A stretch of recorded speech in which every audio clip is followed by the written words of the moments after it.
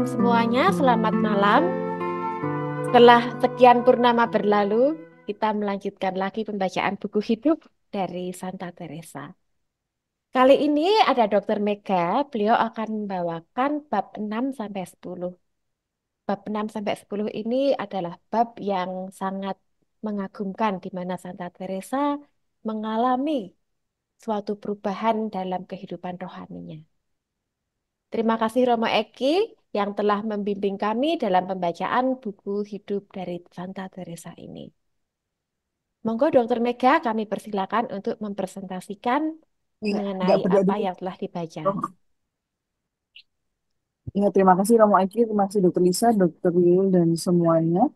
Saya mulai, ini memang saya singkat-singkat aja ya Romo ya, karena di bab-bab itu kan memang banyak tuh. Di bab 6, jadi di sini adalah kerinduan yang pedih akan Tuhan. Jadi di sini memang Santa Teresa itu menguraikan betapa ia berhutang budi terhadap Tuhan yang sudah memberikan rasa pasrah pada kehendak Tuhan, yang di sini apa dituliskan sebagai percobaan-percobaan yang sekian besar dan bagaimana ia memilih Santo Yosef itu menjadi perantaraan dan pembelanya ketika dalam doa-doa itu memang dia melalui perantaraan Santo Yosef dan nanti di bab selanjutnya juga dia juga akan melalui pemerantaan Santo Paulus serta keuntungan yang besar yang diperbuat bagi Tuhan. Dan di sini memang Santa Teresa ini sakit hingga Paskah ya. Jadi memang dia sampai tidak bisa ibaratnya tuh melakukan hal-hal apapun.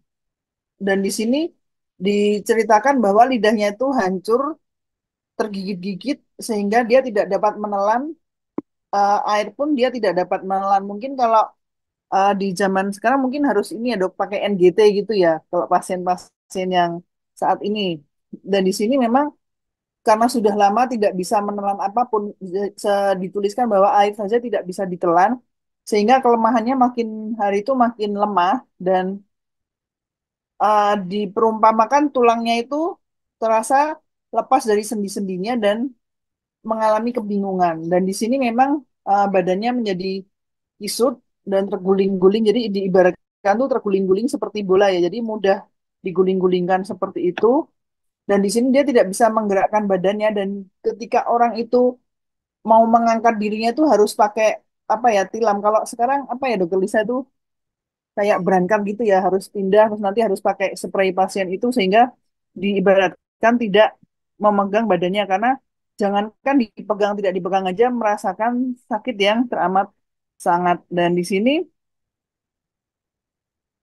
dia merasa bahwa dia sangat nyaman ketika tidak ada satu orang pun yang mendatangi dirinya dan di situ memang uh, ketika keadaan dia seringkali berpikir bahwa keadaannya akan segera membaik tapi juga ada rasa takut kalau dia tidak bisa menjalani atau melewati percobaan-percobaan ini sehingga kesabarannya habis. Maka eh, sangat senang ketika mungkin yang tadi seperti apa ya yang Dokter Bu Herin katakan tadi ya yang tentang kakaknya tadi ya. Mungkin kesakitannya seperti ini karena ini sakitnya seperti hampir setiap hari dan ketika ada perbaikan tuh sakitnya sudah tidak seperti yang ditusuk-tusuk dan tidak terus-menerus sehingga eh, sakitnya itu juga di bertambah berat ketika juga ada flu dan demam yang hilang timbul seperti itu sehingga nafsu makannya belum bisa membaik. Dan di sini memang yang kedua ini memang dari satu bab itu ada sampai 9 jadi 9 apa ya maksudnya bagian-bagian yang ketika Santa Teresa ini menceritakan. Lalu yang kedua adalah adanya kerinduan untuk kembali ke biara seperti yang Roma tadi bilang bahwa memang dia 2 tahun itu sakit dan dirawat di luar biara dan di sini adalah teman-teman susternya menganggap bahwa dia itu sudah menjadi mayat yang dihidupkan kembali. Namun tubuhnya masih dalam keadaan yang buruk. Buruknya tuh diumpamakan lebih daripada orang yang mati sehingga sangat menyedihkan seperti itu. Jadi ini menanggung lumpuh tuh hingga 8 bulan dan di sini dikatakan bahwa dengan penderitaannya itu dia bersyukur kepada Tuhan karena dia Tuhan masih memberikan kesabaran kepada dirinya dan dapat menanggung penderitaan yang sehebat itu dengan sukacita yang begitu besar seperti itu. Lalu di sini Santa Teresa juga mengatakan bahwa menyadari cinta Tuhan itu selalu ada dalam wujud adanya kebajikan-kebajikan di dalam dirinya. Dan di sini memang eh, dia juga merasakan bahwa dia itu tidak terlalu kuat karena tidak terlalu cukup bisa mempertahankan dirinya dalam kondisi yang baik, yaitu di sini adalah diumpamakan tidak pertama adalah tidak menjelekkan orang lain walaupun hanya sedikit saja itu dihindari, sangat dihindari. Lalu di sini juga mengingatkan bahwa tentang siapapun yang tidak saya inginkan dikatakan orang tentang diriku. Jadi di sini bagaimana dia juga merasa ternyata membicarakan hal jelek atau hal buruk terhadap orang lain itu walaupun sedikit itu sebenarnya membuat orang lain itu tidak nyaman dan itu merupakan sebuah hal yang seharusnya dijauhi.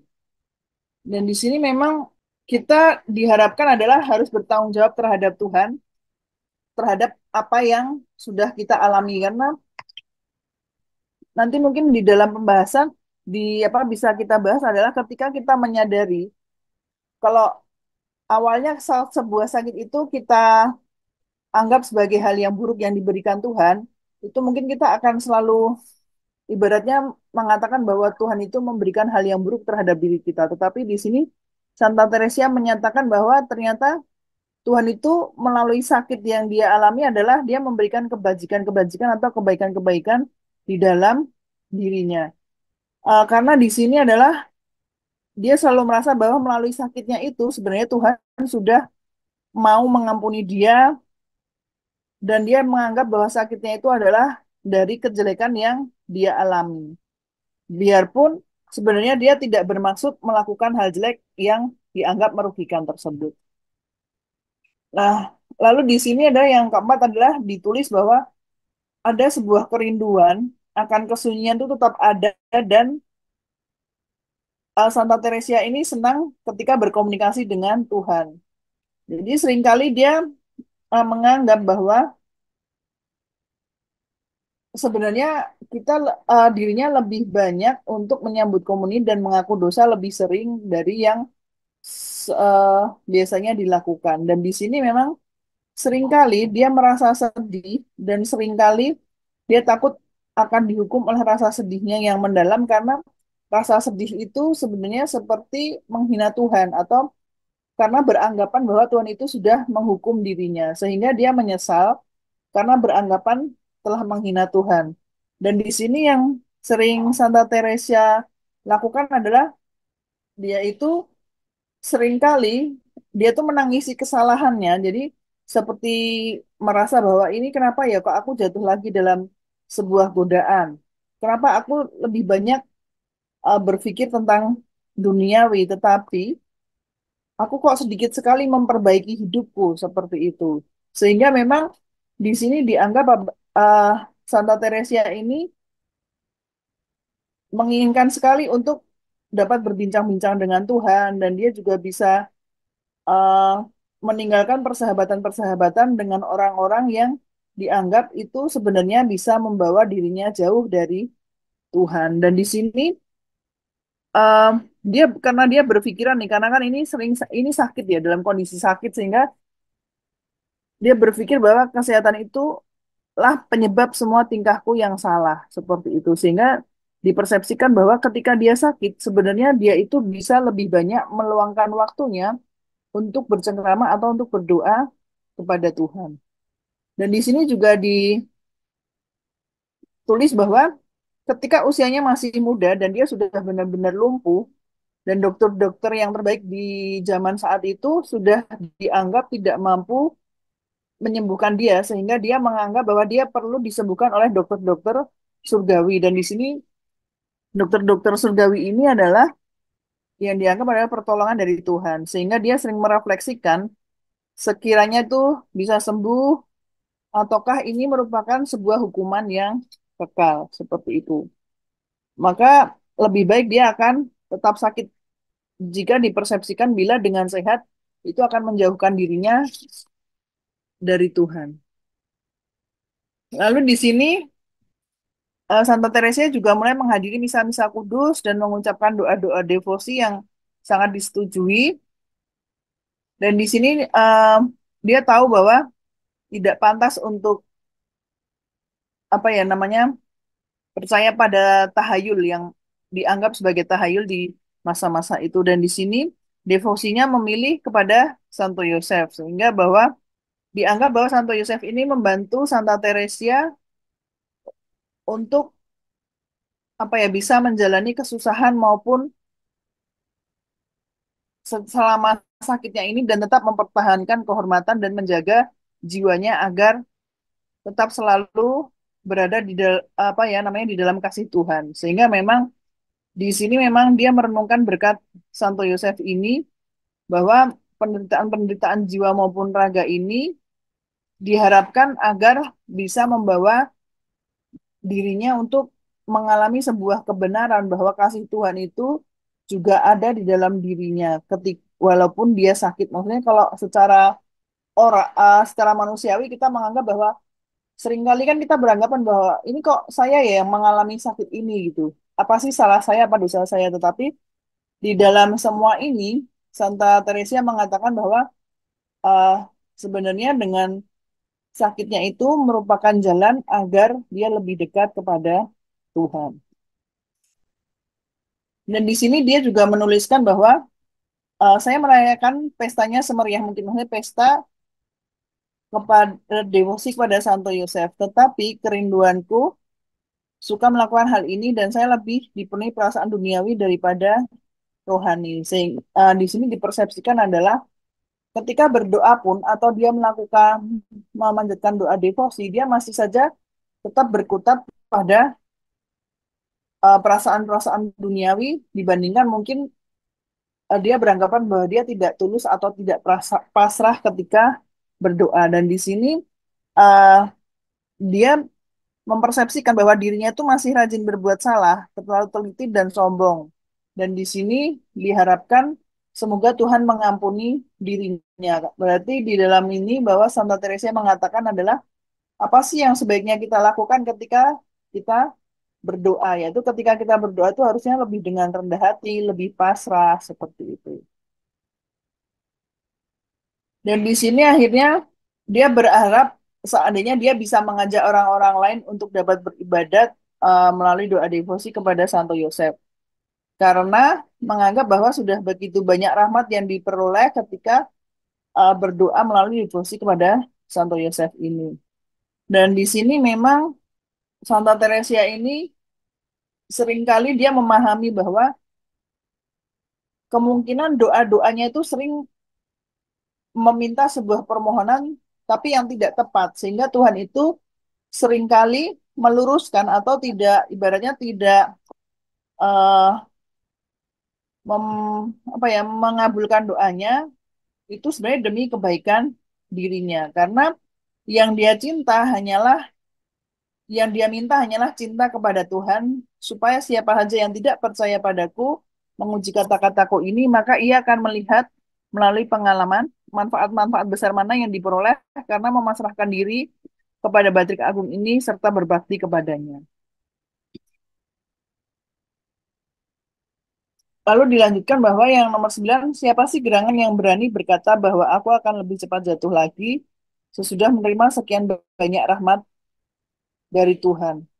Dan di sini uh, dia mengatakan bahwa Tuhan sudah menganugerahkan banyak sekali kebaikan-kebaikan kepada dirinya sehingga menggugah Santa Teresa untuk mengabdi kepada Tuhan ini secara tulus sehingga dia seakan merasa bahwa dirinya tuh diambang maut dan terancam yang begitu besar dan ini sudah siap untuk dibuang ke api neraka. Tetapi ternyata Tuhan begitu menolongnya. Sehingga di sini dikatakan bahwa eh,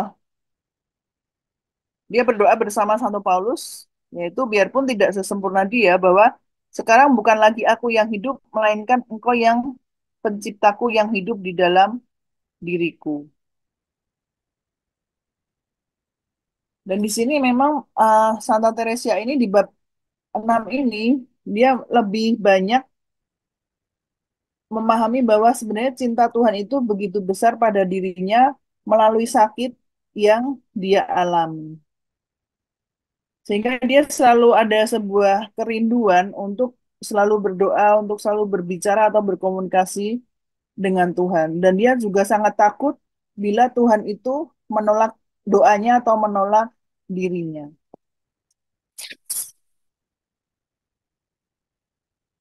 Lalu yang di sini adalah bab 7 yaitu sukacitamu adalah untuk tinggal bersama anak-anak manusia. Jadi di sini mengisahkan bagaimana ia mulai kehilangan anugerah-anugerah yang diberikan Tuhan kepadanya dan dia anggap bahwa hidupnya menjadi jahat sekali. Dan di sini membahas kerugian dalam biara-biara yang diakibatkan lalai dalam menepati peraturan klausura. Nah, di sini memang yang di bab apa di nomor 1 itu dia menulis Santa Teresa menulis adalah seringkali iblis itu menyamar sebagai kerendahan dan menyebabkan dirinya takut berdoa. Mungkin ini saya pernah teringat karena membahas yang di sini adalah uh, seringkali ini memang kita apa ya kita lakukan ya. Kita nampak menunjukkan kepada orang lain seperti oh kita ini rendah hati, kita ini rajin berdoa seperti itu, rajin mengikuti kegiatan-kegiatan agama. Namun ternyata sesungguhnya kita tuh doanya tidak dengan tulus atau ketika kita melakukan hal-hal tersebut masih banyak hal-hal duniawi yang muncul misalnya oh supaya dibilang baik oleh orang lain atau supaya orang lain itu tidak mengatakan bahwa kita itu buruk tapi sesungguhnya itu adalah hal-hal yang menghinakan Tuhan menurut Santa Teresia karena itu adalah masih ada keinginan secara manusiawi bahwa dia ingin dipuji seperti itu. Lalu yang kedua adalah melakukan beberapa kebaikan, yaitu melakukan keduniawian. Jadi ini masih saja dia melihat dirinya bahwa orang-orang lain itu tidak bisa menganggap dirinya jahat karena karena dipersepsikan orang-orang itu melihat dirinya masih orang biarawati yang muda dan terancam sekian banyak dosa, seringkali mengundurkan diri dalam kesunyian dan melakukan doa dan banyak membaca dan berbicara tentang Allah. Suka akan gambar-gambar Tuhan di banyak tempat dan suka mempunyai ruang doa. Dan di sini memang eh, dia merasa bahwa ternyata hal itu adalah masih dia lakukan agar dia tidak dikatakan oleh orang lain sebagai orang-orang yang tidak taat terhadap Tuhan. Di sini bahwa dia merasa bahwa sebenarnya perilakunya itu kurang baik atau keliru karena sebenarnya orang itu harus melakukan semuanya itu memang secara pasrah tidak lagi ada mengharapkan imbalan atau pujian dari orang-orang atau manusia di sekitarnya. Namun dia menganggap bahwa kejahatan ini terjadi tidak dilakukan secara sadar. Dan di sini Santa Teresa juga merasa bahwa beranggapan banyak kerugian karena tidak ditinggal di dalam sebuah biara yang tertutup. Mungkin kalau nanti akan mohon masukan dari Romo, maksudnya biara yang tertutup itu apakah kan kalau di gereja Katolik itu banyak sekali ya Romo ordo-ordo gitu ya. Jadi kalau yang saya pikirkan waktu membaca ini adalah oh biara yang terbuka itu apakah seperti kalau sustran itu seperti kalau CB itu terbuka gitu ya atau FCY yang Faithful Companion of Jesus gitu. Jadi itu biarawati tapi dia tidak mengenakan apa namanya jubah ya atau baju-baju biarawati yang seperti yang dilakukan pada ordo-ordo yang lainnya. Nah, saya akhirnya mempersepsikannya seperti itu. Nanti mohon eh, ada saran karena di sini dia merasakan rasa ada bahaya besar sekali mengancam biara wanita yang memberikan kebebasan seperti itu. Apalagi bagi orang yang mau jahat ini bukanlah merupakan bantuan, tapi melainkan suatu langkah mendekati neraka. Tapi Santa Teresia sendiri masih mengatakan bahwa di biaranya ini masih banyak sekali suster yang mengabdi Tuhan dengan sungguh-sungguh dan amat sempurna. Dan itu adalah dipersepsikan karena sebenarnya Tuhanlah yang mencintai biara-biarawati itu sehingga biarawati itu dapat dengan sungguh-sungguh dan juga mencintai Tuhan dan ikhlas. Dan yang keempat adalah di sini adalah Tuhan harus meminta secara khusus bukan cuma sekali tapi banyak kali untuk menyelamatkan seorang manusia. Karena ditulis di nomor 4 ini adalah eh, sebenarnya mereka tidak mau menempatkan putri-putri mereka di suatu lingkungan di mana jalan menuju keselamatan lebih bahaya daripada di dunia. Karena di sini adalah kalau di kalau dari hal yang saya tangkap dari bacaan yang nomor 4 ini dipersepsikan adalah bahaya sekali ketika orang itu berada di biara dan beranggapan bahwa dirinya sudah dekat dengan Tuhan, mengundurkan diri dari duniawi dan dia bisa mengabdikan dirinya kepada Tuhan serta lari dari bahaya-bahaya dunia. Namun sebenarnya itu masih juga tidak meninggalkan keduniawiannya. Sehingga maksudnya adalah seperti kamuflase saja di berada di dalam biara tapi dipersepsikan masih melakukan kejahatan-kejahatan atau dosa yang sebenarnya itu tidak disukai oleh Tuhan. Dan di sini adalah kejahatan hidup di biara. Nomor 5 adalah kejahatan hidup di biara tidak dijalani dengan baik. Jalan keutamaan, ada jalan keutamaan yaitu jalan rohani dan jalan yang non rohani. Di sini adalah dikatakan bahwa mereka harus lebih hati-hati dan sangat sembunyi-sembunyi bila membicarakan persahabatannya dengan Tuhan, daripada jika mereka membicarakan persahabatan-persahabatan lainnya dan kelekatan yang diusahakan oleh setan di dalam biara-biara. Di sini memang banyak sekali ya, kalau kita lihat Santa Teresia ini masih menanyakan masih menuliskan bahwa kehidupan di biara itu tidak serta-merta berarti hidupnya itu baik atau dia jauh dari kejahatan. Sehingga memang diharapkan orang-orang yang hidup di biara, entah itu pria maupun wanita, itu bisa menjalannya dengan baik dan melakukan hal-hal kudus yang sekiranya tidak akan menjauhkan mereka dari Tuhan. Dan di sini uh, dianggap bahwa persahabatan dengan orang yang tidak baik itu bisa membahayakan dirinya.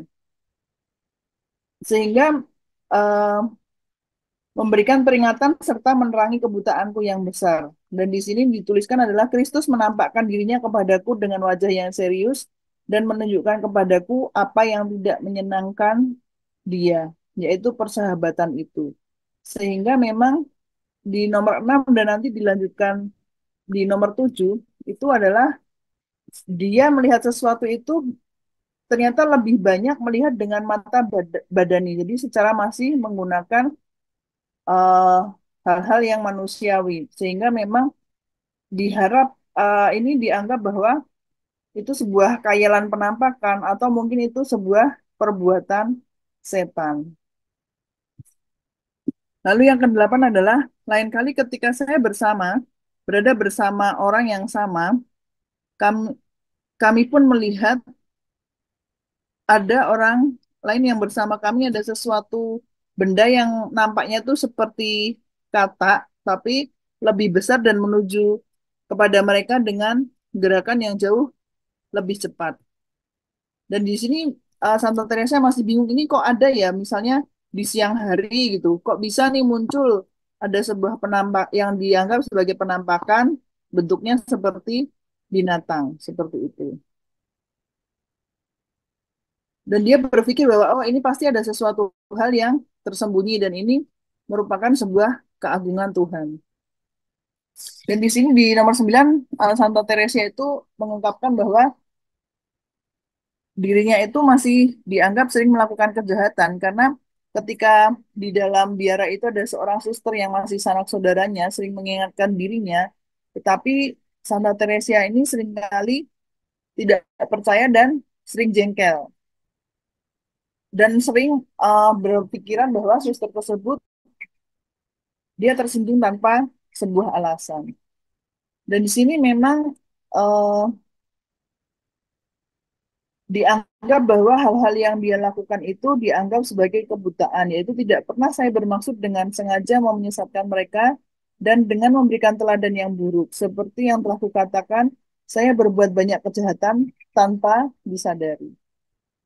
Dan di sini memang nomor 10 Santa Teresa juga mengatakan bahwa sakit tidak dapat melawan dirinya, sehingga mempunyai kerinduan supaya orang lain maju. Jadi dia juga sangat dituliskan dia sangat mencintai ayahnya dan di sini mengharapkan supaya ayahnya itu mendapatkan manfaat doa seperti yang dialami oleh Santa Teresia seperti itu. Dan di sini memang Santa Teresia ini selalu berusaha dia harus apa ya mena menganggap bahwa sakitnya itu sebuah percobaan dan dia harus pasrah dan dia harus semakin mendekatkan diri kepada Tuhan agar dia mampu melewati saat-saat sakitnya itu dengan lebih baik. Dan yang di nomor 11 itu, dia merasa bahwa dia sudah terpuruk sekian dalam dan tidak lagi menjalankan doa. Saya tidak dapat tahan bahwa ia berpikir seperti yang kulihat dan bahwa saya masih tetap seperti sedia kala. Karena saya sudah 1 tahun atau lebih tidak berdoa. Dapat mengira bahwa tidak berdoa adalah tanda kerendahan hati yang lebih besar. Sehingga memang di sini dikatakan bahwa pernah nih dalam 1 tahun dia tidak pernah berdoa sama sekali. Dan di sini khususnya selama 20 tahun dia menderita mual di waktu pagi sehingga tidak dapat makan apapun sebelum tengah hari dan kadang-kadang lebih banyak lagi. Dan di sini memang dikatakan bahwa ketika lebih sering menerima komuni dan harus muntah. Jadi itu muntah di malam hari sebelum tidur dan ini lebih sakit sebab harus dirasakan dengan menggunakan sebuah bulu atau yang lainnya sebab kalau tidak saya akan lebih sakit. Jadi memang apa ya sakitnya itu dengan muntah itu dia dipersepsikan adalah lebih membaik. Dan di sini memang dia ditulis bahwa saya sudah disembuhkan 8 tahun yang lalu dari kelumpuhan yang marah dan juga dari demam yang sering dideritanya. Sehingga di sini dia berpikir bahwa Tuhan itu mempunyai banyak cara untuk membuat dirinya makin dekat kepada Tuhan. Dan di sini di nomor 12 tuh dia percaya bahwa ayahnya itu mempercayai bahwa penyakit-penyakit itulah yang menyebabkan Santa Teresia tidak berdoa. Karena dia sendiri tidak pernah berbohong dan pada waktu itu sesuai dengan hal yang kubicarakan dengan dia, seharusnya saya juga tidak berbohong. Agar supaya ia dapat lebih mudah percaya, karena aku tahu betul bahwa sungguh-sungguh tidak ada alasan untuk tidak berdoa. Dan di sini memang dia merasa bahwa sebenarnya ketika dia tidak berdoa, itu sebenarnya dia menghalangi banyak berkat yang akan Tuhan berikan kepada dirinya. Sehingga Tuhan meminta waktu yang ditentukan untuk berdoa, sehingga dia lebih banyak mendapatkan berkat jika pikiran maupun perasaannya menjadi lebih baik. Dan di sini nomor 13 yaitu diungkapkan bahwa sebenarnya ayahnya itu karena sangat sayang kepada Santa Teresa sehingga apapun yang dikatakan oleh Santa Teresa ayahnya itu percaya saja sehingga memang di apa dianggap bahwa sebenarnya ayahnya itu bukan percaya tapi lebih ke arah mengasihi Santa Teresa.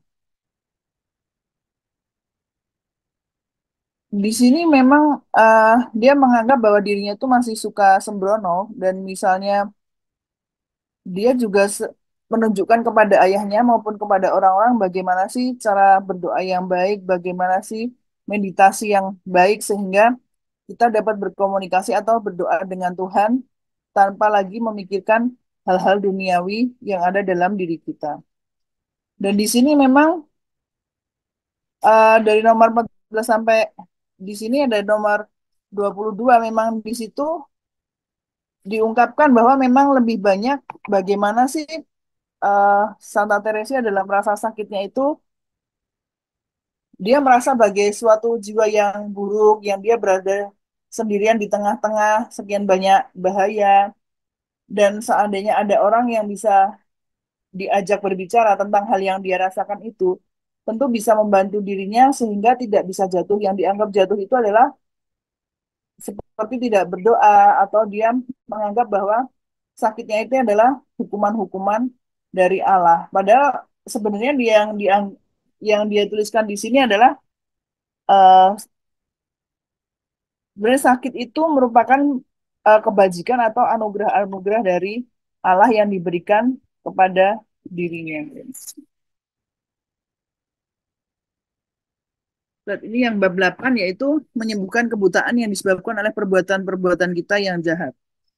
Ini kalau di sini saya eh, dengan gambar bagaimana sih ketika Yesus menyembuhkan orang buta. Jadi kalau di zaman-zaman yang dituliskan di dalam kitab suci bahwa sakit itu memang seringkali masih dipersepsikan itu adalah akibat dari perbuatan-perbuatan jahat kita maupun perbuatan-perbuatan jahat yang dilakukan oleh keluarga kita. Di sini membahas manfaat besar yang diperoleh karena tidak sama sekali mengabaikan doa. Kalau ia tidak, kalau tidak ia akan membinasakan jiwanya.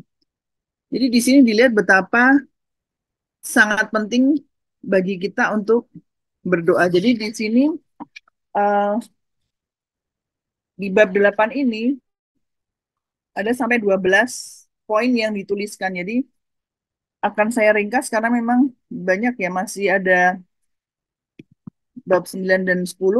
Jadi kendati kulihat jelas bahwa tidak seorang pun suka melihat sesuatu yang begitu jahat. Tetapi ada sebabnya aku panjang lebar menguraikan masa hidupku yang ini. Jadi memang di sini memang eh, eh, menguraikan di mana dia menguraikan bahwa sebenarnya dia merasa bersalah gitu. Seperti yang Dokter Lisa pernah katakan, ini kenapa ya kok Santa Teresa ini idenya seperti ide bersalah ketika dia tidak berdoa. Itu dia merasa kok ini saya meninggalkan Tuhan, saya kok menghinakan Tuhan gitu. Memang yang dia harapkan adalah eh, dia harusnya bersandar pada tiang doa yang kokoh. Dan di sini dikatakan bahwa hampir 20 tahun aku berlayar di samudra bergelora ini. Seringkali jatuh dan setiap kali bangun lagi, tapi terlalu lemah sehingga saya hanya akan jatuh lagi saja. Jadi dia merasa ini kok saya jatuh nanti setiap kali bangun, tapi kok merasa dirinya lemah sehingga pasti nanti saya akan di kemudian hari akan jatuh lagi. Yaitu yang bisa dianggap dengan jatuh itu adalah sebuah kehidupan yang tidak sempurna, seperti hampir tidak menghiraukan dosa-dosa kecil. Tetapi juga dia beranggapan kok ini saya dosa-dosa kecil saya apa ya gitu. Apa sih yang saya lakukan? Saya udah di sini Romo nanti yang mau mungkin akan dibahas ya. Yang di sini masih saya sering bingung itu adalah tidak ada penjelasannya dosa kecil dan dosa berat seperti itu. Karena eh, bagi Santa Teresa itu tidak berdoa itu merupakan sebuah dosa gitu.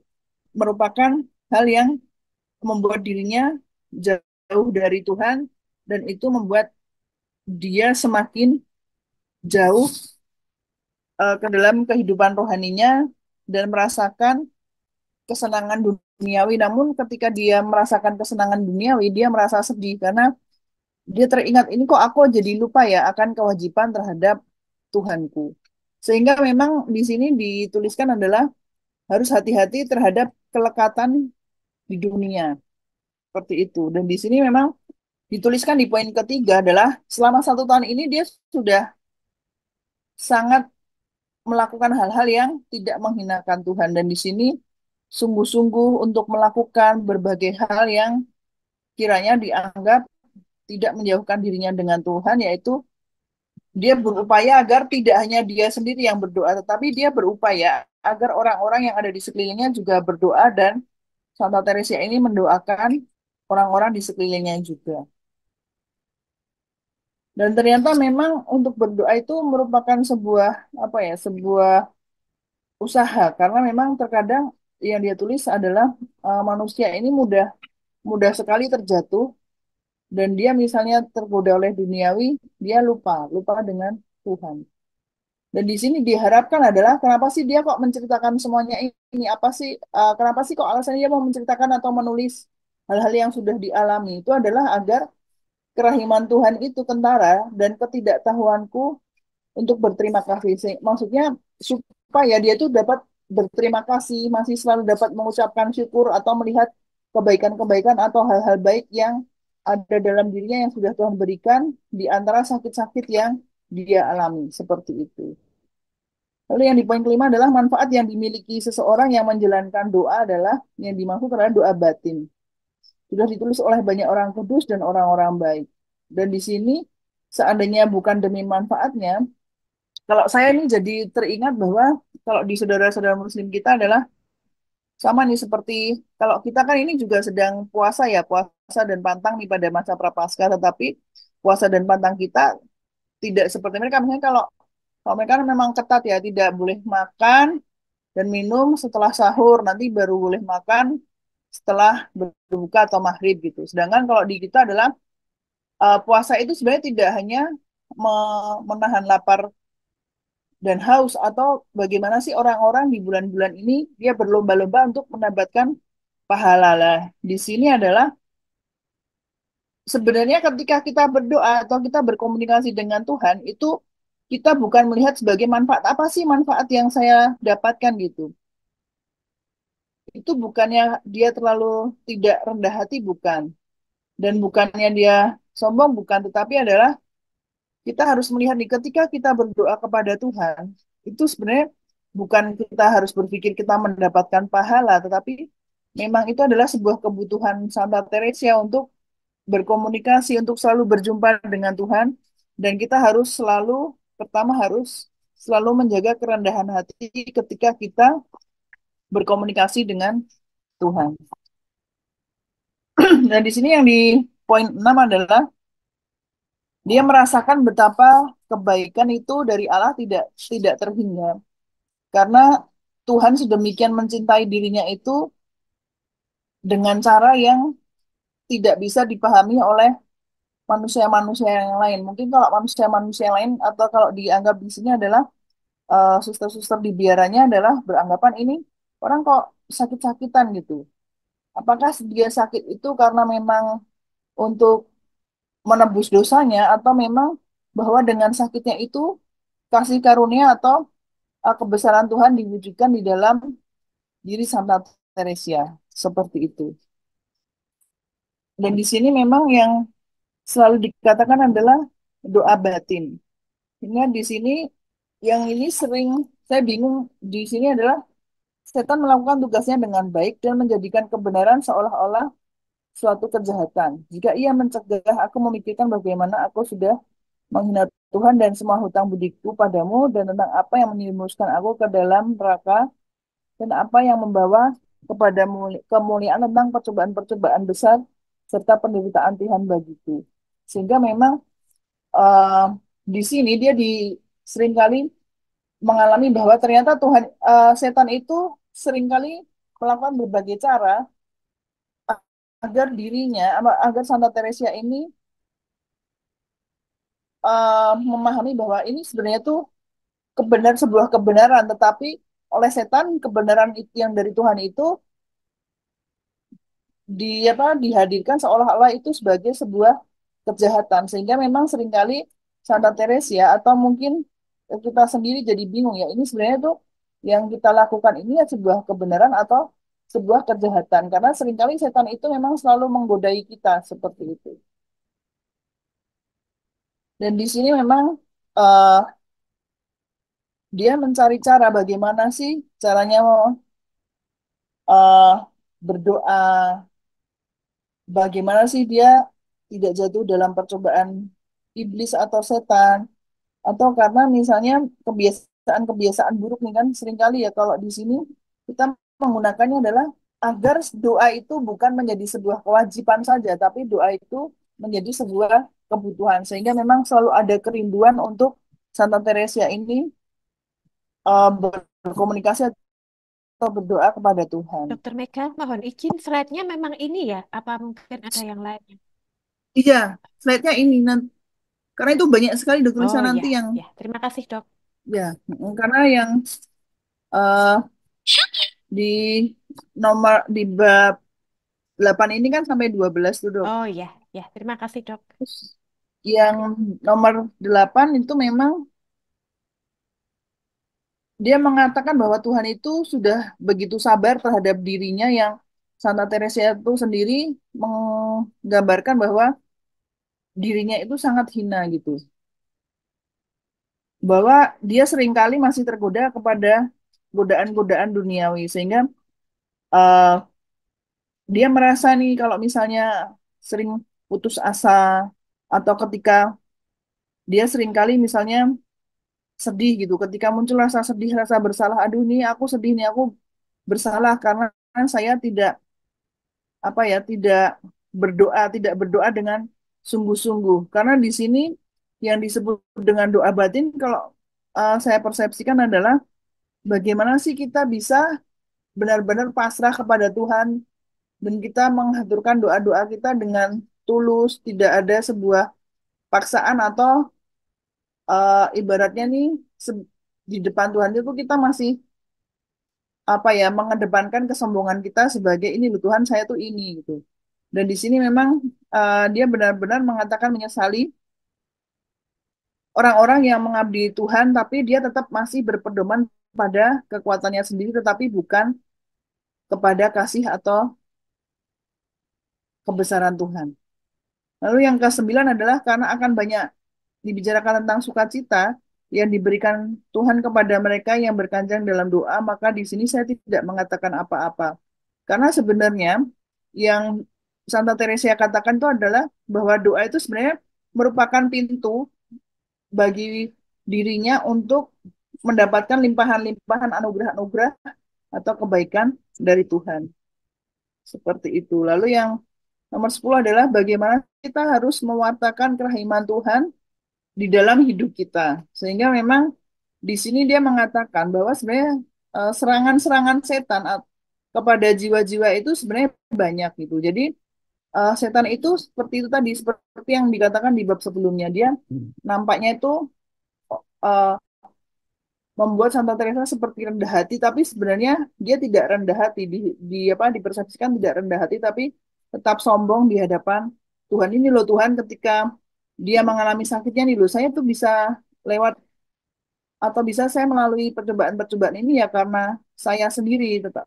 Jadi masih tidak berpedoman bahwa ketika dia melalui hal-hal yang kurang baik atau percobaan-percobaan itu ya karena kasih Tuhan kepada dirinya. Dan di sini dia merasakan bahwa dirinya tuh betul-betul sebagai tawanan. Jadi saya juga tidak dapat betul-betul percaya bahwa hal yang oleh para bapak pengakuanku tidak dianggap serius adalah kurang salah daripada menurut perasaan jiwaku. Jadi di sini memang eh, kalau kita kalau diperumpamakan ketika dia berusaha penuh untuk meninggalkan hal-hal yang dianggap itu membahayakan dirinya. Tapi sebenarnya yang seharusnya dia lakukan adalah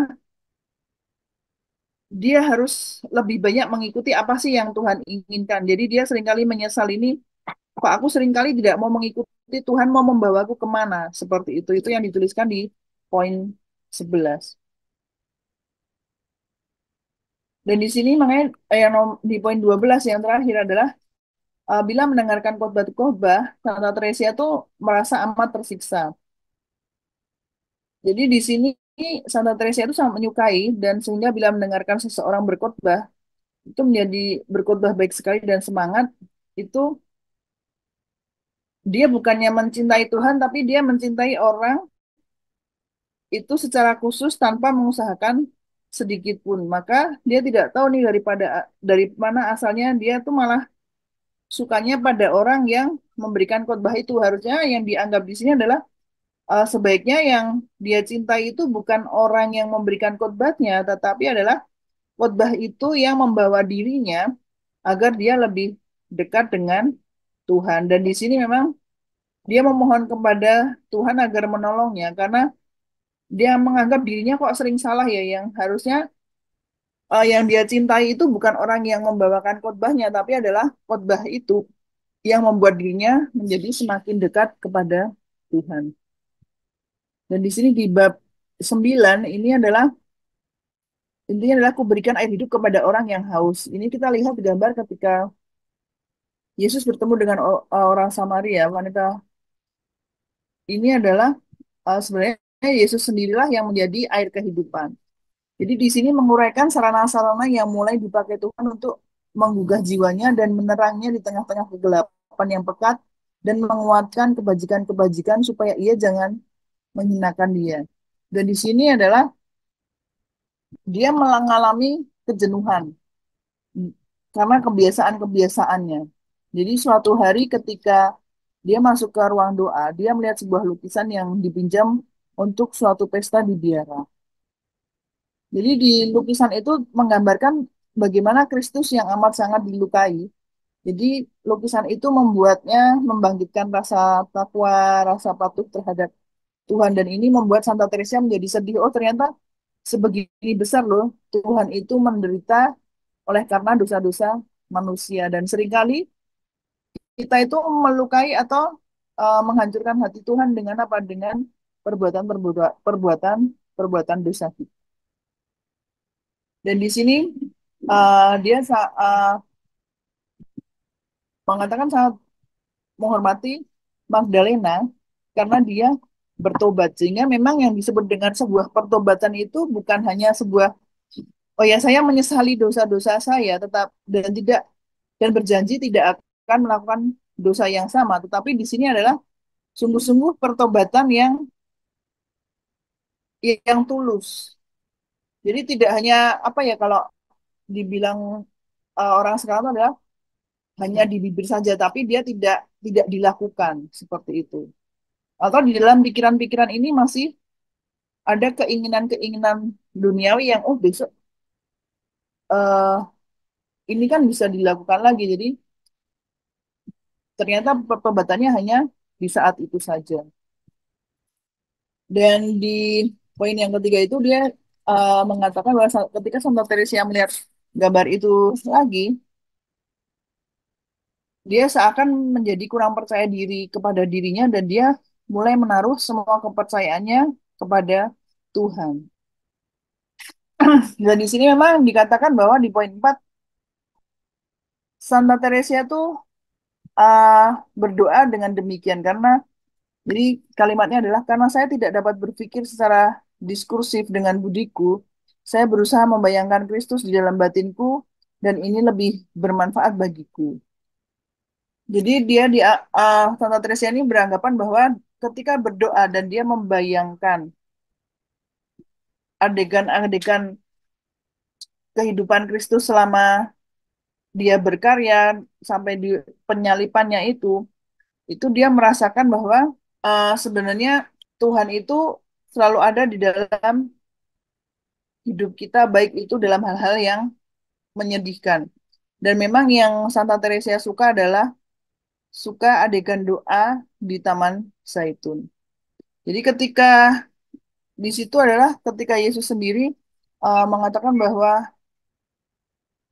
ya biar kalau piala ini lalu daripadaku biarlah ini, tapi ternyata dia meminta kepada Tuhan sendiri agar dia juga menjalani atau mengalami hal-hal yang kurang menyenangkan di dalam hidupnya agar itu terwujud kemuliaan Tuhan di dalam hidup kita. Dan di sini uh, sering melakukan refleksi-refleksi diskursif dengan akal budinya dan juga dituliskan di poin kelima ini adalah adanya doa ketentraman. Dan di sini memang dapat membantu Santa Teresia sendiri untuk bisa hening dan juga dia mengungkapkan betapa banyak sih selama ini dia tidak berterima kasih, betapa banyak dosa-dosanya yang sudah dia lakukan selama ini.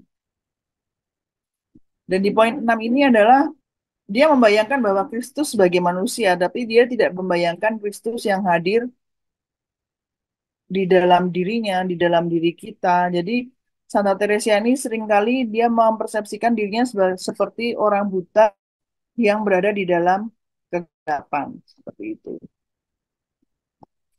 Dan di poin 7 itu adalah waktu dia diberikan buku yang judulnya Pengakuan-Pengakuan Santo Agustinus. Jadi kiranya kita tahu bahwa Santo Agustinus itu dulunya adalah seorang pendosa. Jadi dia suka bahwa orang-orang kudus yang tadinya pendosa. Jadi sebelum Tuhan membawa mereka kembali kepadanya. Jadi sebenarnya eh, orang itu dari kita berdosa menjadi orang yang dianggap tidak berdosa itu sebenarnya karena apa ya? Karena kasih Tuhan. Karena apa? Tuhan itu memanggil kita orang-orang ini atau Santa Teresa sendiri mempersepsikan bahwa Tuhan ini sudah memanggil saya. Kok tetapi saya tidak memikirkan ya cinta Tuhan terhadap saya dan itu yang seringkali dia itu menjadi ini kenapa sih kok kepercayaan diri saya terhadap Tuhan tuh seringkali hilang nih ada apa? Kenapa? Itu yang sering jadi pertanyaan-pertanyaannya. Lalu di sini di poin 8 itu adalah ketika mulai membaca buku pengakuan, di situ seolah-olah Santa Teresia tuh melihat dirinya. Jadi mulai ada keinginan untuk menyerahkan diri kepada Tuhan melalui Santo Agustinus yang mulia. Dan yang di poin ke-9 itu adalah eh, sebenarnya Tuhan itu sudah banyak mendengarkan keluh kesahnya, kesedihannya Santa Teresia, dan Tuhan juga memahami dari air mata yang Santa Teresia itu keluarkan itu Tuhan tuh sudah memahami ini loh. Sebenarnya kamu tuh sudah mencintai Tuhan, tetapi kalau bagi Santa Teresia sendiri, ini dia masih kurang banyak gitu. Jadi dia masih harus menyiapkan diri untuk mengabdi kepada Tuhan agar dia bisa melihat atau memahami karunia-karunia Tuhan yang hadir di dalam hidupnya.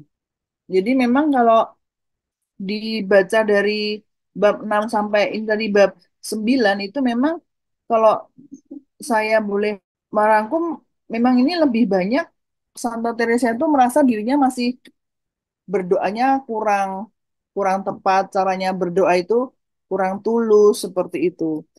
Dan dia masih merasa banyak dia harus belajar berdoa yang betul, dia harus banyak bagaimana sih cara menyesali dosa-dosa atau perilaku-perilakunya yang kurang tepat karena itu akan menghinakan Tuhan. Dan di sini yang bab 10 yang terakhir adalah membangkitkan orang-orang berdosa dari kematian. Di sini kita mulai mengurai tentang anugerah-anugerah yang diberikan Tuhan kepada diri kita, maksudnya kepada Santa Teresia itu melalui doa, sehingga bagaimana kita sendiri dapat menolong dan betapa pentingnya kita mengerti anugerah-anugerah yang diberikan Tuhan. Meminta kepada orang yang dikirimi buku ini supaya yang sebenarnya ditulis dirahasiakan karena menguraikan secara amat pribadi tentang anugerah-anugerah yang dikaruniakan kepada Tuhan. Apa yang dikaruniakan Tuhan kepada dirinya. Jadi di sini adalah eh, poinnya sampai poin 9 yang di bab 10 ini di poin pertama adalah biarpun hanya sebentar sekali saya mengalami permulaan dari apa yang akan kuuraikan ini. Jadi seringkali Santa Teresia ini membayangkan Kristus ada di dalam dirinya untuk apa ya ibaratnya untuk Tuhan itu melihat nih sebenarnya kamu tuh adalah pribadi yang seperti apa. Dan seringkali tidak terduga dia merasakan kehadiran Tuhan yang walaupun dia sendiri sering meragukan ini benar nggak sih yang hadir di dalam diri saya itu Tuhan atau bukan. Karena seringkali eh, dia merasakan hal-hal itu apakah dia merasa bahwa ini yang disebut dengan teologi mistik. Jadi kita merasakan dan percaya bahwa Tuhan hadir di dalam diri kita. Dan di sini yang poin kedua adalah sebelumnya biasanya saya mengalami suatu kemanisan yang sebagian saya kira dapat diperoleh dengan usaha sendiri, yaitu anugerah yang tidak semata-mata indrawi ataupun semata-mata rohani. Dan semuanya adalah pemberian Tuhan. Dan di sini memang kalau dibahas bahwa eh, ternyata Santa Teresia ini melihat bahwa tentang sengsara dan kepedihan yang sudah Yesus sendiri alami itu sebenarnya adalah wujud cinta kasih Tuhan terhadap manusia. Jadi memang di mana Tuhan itu sebenarnya memberikan sukacita dan memberikan kekuatan kepada setiap manusia, yaitu melalui apa? Melalui uh, apa yang besok akan kita rayakan di Paskah itu. Jadi memang kalau kita kan sudah tidak ada yang namanya pengorbanan karena Yesus sendiri atau Kristus sendiri yang sudah mengorbankan dirinya karena dia mencintai manusia sebegitu besarnya. Dan di sini memang, lah ini nanti Romo yang ingin saya tanyakan ya. Jadi kan kalau setahu saya nih kalau di orang Katolik kita tidak tidak apa namanya mencari pahala ya, seperti yang banyak dilakukan misalnya kalau pada bulan-bulan Ramadan ini, oh kita harus mencari pahala sebanyak-banyaknya. Tetapi ternyata Santa Teresia sendiri di sini menuliskan bahwa karena jiwa-jiwa di surga tidak akan melihat lebih banyak daripada apa yang dikehendaki Tuhan sesuai dengan pahala mereka. Dan mereka menyadari betapa kecil pahala mereka itu, maka masing-masing bahagia dengan tempat yang diberikan kepada mereka, biarpun di surga itu ada perbedaan yang amat besar antara kenikmatan yang satu dengan yang lain lah. Apakah nanti juga yang akan ingin saya tanyakan, apakah pahala yang dituliskan di sini ini sama dengan persepsi dari saudara-saudara kita yang Muslim itu pahala yang mereka persepsikan gitu. Oh nanti kalau kita berbuat baik, oh nanti pahalanya sebesar ini.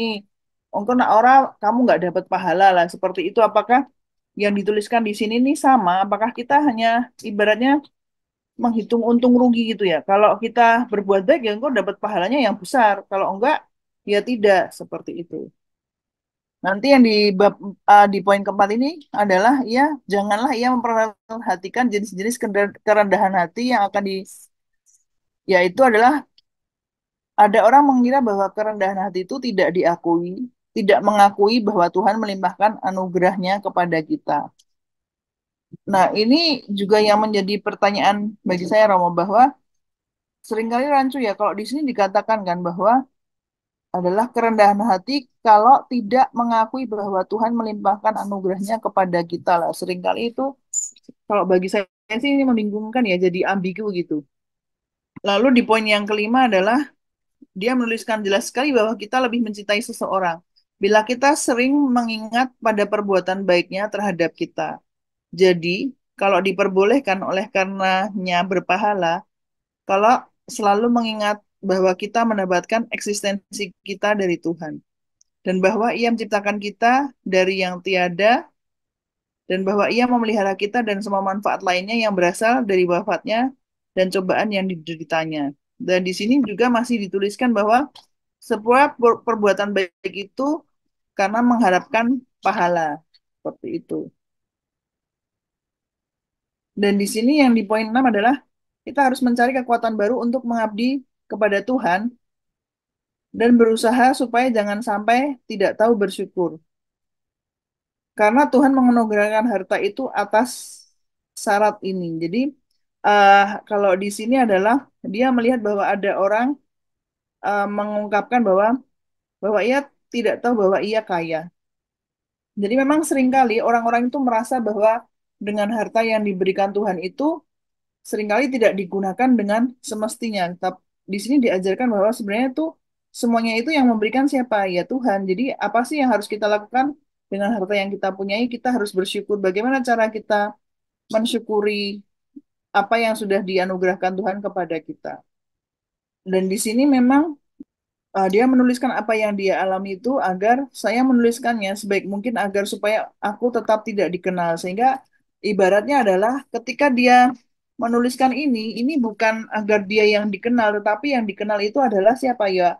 Adalah Tuhan sendiri. Sehingga seperti yang dia ucapkan di depan tadi bahwa seringkali ketika dia mendengarkan khotbah itu persepsinya bukan dia mencintai Tuhan, tapi yang dia cintai atau yang dia sukai adalah orang yang memberikan khotbahnya itu.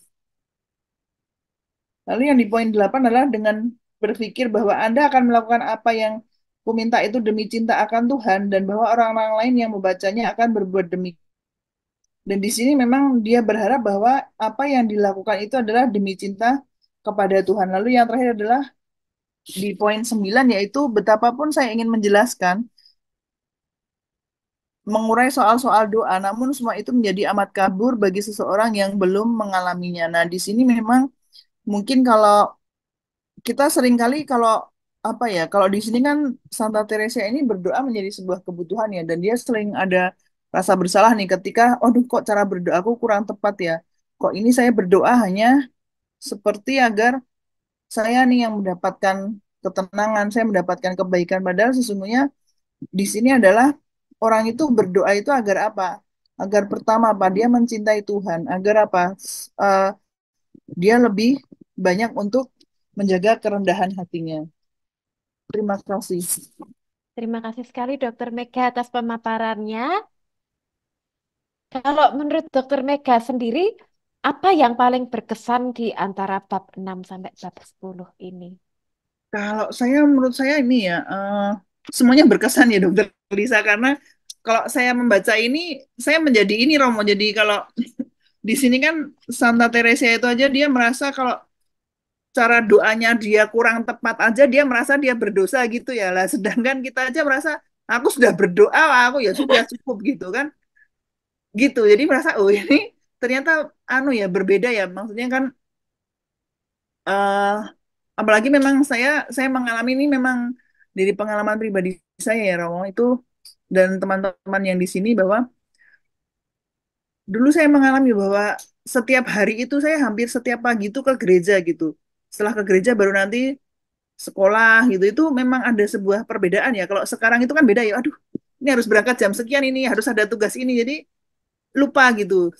Apalagi misalnya yang biasanya dulu adalah misalnya malaikat Tuhan gitu yang jam 6 12 jam 6 sore, terus nanti ada apa namanya itu yang jam 3 sore itu apa Romo? Kok saya jadi lupa. Itu saya juga sekarang apa ya melakukannya itu ya kalau pas ada waktu gitu. Dan Doa bersyukurnya kerahi di rumah Mega, sakit mandiri. itu ada ini, ada sejawat yang dia rajin sekali. Jadi pokoknya setiap jam 12 sore itu dia selalu WA saya bahwa ini kamu udah selesai belum? Ayo berdoa gitu. Jadi emang ya bersyukurnya itu ya apa ada teman yang selalu mengingatkan saya untuk berdoa sih itu. Banyak sekali tanggapan. Mohon Romo Eki nih sekarang juga menanggapi ini. Ini banyak sekali ini yang mau ditanyakan. Ini pertanyaannya macam-macam. Mungkin sebelumnya kita bahas mengenai doa dulu ya Romo. Karena ini sekarang yang dibahas ini adalah banyak tentang doa. Doa ya. Sebetulnya yang tentang Teresa ini apa yang disebut doa bagi Santa Teresa? Karena ini pertanyaannya juga berkaitan dengan pertanyaan Dokter Riril ini apa yang dimaksud dengan doa diskursif. Kemudian di sini kan juga disebutkan adanya doa batin, kemudian doa hening. Nah, bagaimana sebetulnya doa menurut Santa Teresa ini, Romo? Karena tadi ada yang menarik juga ya, yang juga sudah dibahas tadi yang di poin di 5 ya, di apa, yang doa itu adalah mengenai hubungan kita dengan Allah ya, dan kita Iya. bercakap-cakap dengan orang yang kita tahu mencintai kita. cinta itu. Terima kasih, Romo. Baik, Bu Mega, istimewa sekali ya sharingnya. Telah berusaha berinteraksi langsung dengan 5 bab tulisan Teresa dari bab 6 sampai bab 10 ini. Ibu Mega menyarikan dan bagikan untuk kami. Satu-satu jadi satu cara pandang yang baik untuk juga membantu kami untuk melihat apa saja sih yang Teresa maksudkan dalam bab-bab ini. Tadi saya sudah spill sedikit. Jadi salah satu inti dari bab 8 itu ada di nomor 5. Mungkin dari sudut pandang itu nanti kita bisa melihat atau menjelaskan lebih lengkap mengenai yang saya maksudkan sebagai doa itu apa. Jadi tadi kan seputar kesulitan-kesulitan dalam berdoa. Teresa katakan dia bergumul selama kurang lebih berapa tahun tadi? 20-an tahun. 20 tahun. 20 tahun. Jadi bayangkan Santa Teresa masuk biara di umur 20. Di 20 tahun awal di biara, Teresa mengakui bahwa dia tidak bisa berdoa. Dan hari ini dia digelari gereja sebagai pujangga gereja dalam bidang doa. Jadi bayangkan seorang yang pernah tidak tahu berdoa, lalu kemudian menjadi guru doa untuk gereja. Nah, ini yang kita akan lihat. Jadi memang dari ritme awal buku hidup ini, bagian-bagian awal Teresa semacam banyak bergumul dengan dirinya. Bagaimana mengisahkan dia sebagai seorang yang sangat ya punya kepekaan luar biasa ya tentang dosa. Jadi katakan bahwa mungkin dia terbebaskan dari dosa-dosa berat, tetapi dari dosa-dosa ringan itu seringkali tidak bisa dielakkan. Nanti itu juga satu poin apa bedanya dosa-dosa ringan. Tadi saya juga bagi di chat itu. Nah, kemudian mungkin saya ingin mulai dari sana. Coba kita ke bab 805. Tante Teresa katakan, doa batin menurut pandanganku tak lain dari sebuah percakapan akrab antara dua orang sahabat dengan seringkali tinggal bersama dia, kita tahu mencintai kita. Ini satu penggambaran yang sangat manusiawi sekali. Jadi Teresa berusaha untuk menggambarkan apa itu doa menurutnya dengan penggambaran sebagai sebuah relasi antara dua orang, dua pribadi. Jadi di sana kata kunci yang pertama itu adalah membangun persahabatan, percakapan antar dua sahabat. Berarti ada diri si pendoa dengan Tuhan yang mana menjadi subjek dari percakapan itu. Tapi dua kata seringkali tinggal, tapi ada intensitas. Nah, sebuah persahabatan, sebuah relasi yang terbangun dengan baik itu tentu saja ada intensitas. Ada bersama, ada dialog, ada ya, waktu yang dikhususkan untuk bersama, dan juga kita tahu mencintai kita. Teresa memberi penekanan pada eh, kata-kata itu.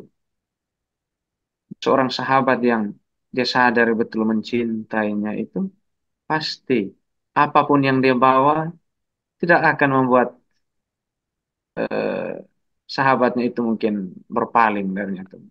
Bahkan ketika tadi Santa Teresa katakan, pada saat-saat tertentu ketika dia salah berdoa, Tuhan luruskan itu.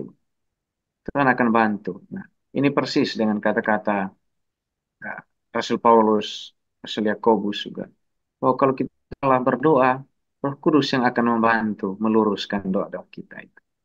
Nah, jadi ternyata dari apa yang atau kita analogikan orang yang kita tahu sudah terima diri kita apa adanya itu, hal-hal yang mungkin kurang dari cara bicara kita pun pasti bisa dimaklumi. Tapi juga dari apa yang Teresa maksudkan ini, menurut pandanganku tak lain dari percakapan antara dua orang sahabat. Ini juga menunjukkan satu kedekatan. Memang ada satu tafsiran lain yang mau menggambarkan atau menarik dari bagian ini. Jadi ada beberapa unsur dalam persahabatan itu yang Teresa pakai juga untuk menjelaskan dalam hubungan dengan Allah. Nah, maka kalau kita tanya, apa doa menurut Santa Teresa?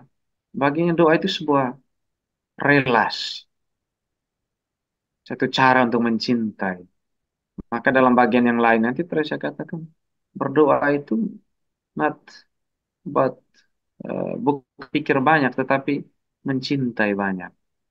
Nah, prayer is not about thinking much but loving much. Itu kata kunci yang maka tadi dari bab-bab ini Teresa seringkali mengulang itu. Bahwa salah satu cara supaya seseorang itu makin kita cintai adalah mengingatkan banyak kebaikan-kebaikan. Teresa berusaha untuk supaya dia bisa semakin mencintai Tuhan, maka dia berusaha untuk banyak mengingat kebaikan yang Tuhan telah lakukan untuk dirinya. Doa-doa yang tadi Teresa singgung bahwa salah satu doa di taman doa Yesus di Taman Getsemani itu satu adegan yang sangat membantu Teresa untuk berdoa, membawa dirinya lebih dekat dengan perjuangan dan penderitaan Kristus. Juga dalam bagian-bagian lain, Teresa itu menggarisbawahi bahwa baginya itu satu bantuan yang paling baik untuk berdoa adalah perikop-perikop kitab suci. Apalagi doa batin, meditasi. Kan seringkali ada bahaya bahwa pikiran kita tuh melantur. Nah, sehingga sampai pada pertanyaan tadi, murid apa yang dimaksud dengan doa diskursi? Doa diskursif itu yang lebih banyak mengandalkan ini sebetulnya, penalaran. Bagaimana kita fokus pada misalnya rumusan kata, atau bagaimana untuk mengingat eh, apa namanya beberapa pengalamannya. Jadi lebih mengutamakan penalaran. Sementara doa batin menurut Teresa itu melampaui itu. Karena Teresa akui, dia tuh lebih banyak justru kesulitan kalau memang dia harus mengandalkan budi dan akalnya untuk berdoa. Ketimbang cara-cara sederhana seperti tadi, yang memperlakukan doa itu sebagai cara untuk mencintai. Mencintai dia yang kita tahu mencintai kita. Jadi semacam usaha untuk mengembalikan saja. Mengembalikan cinta yang Tuhan sudah beri dan juga mengembalikan apa yang Tuhan sudah sertakan dalam Teresa.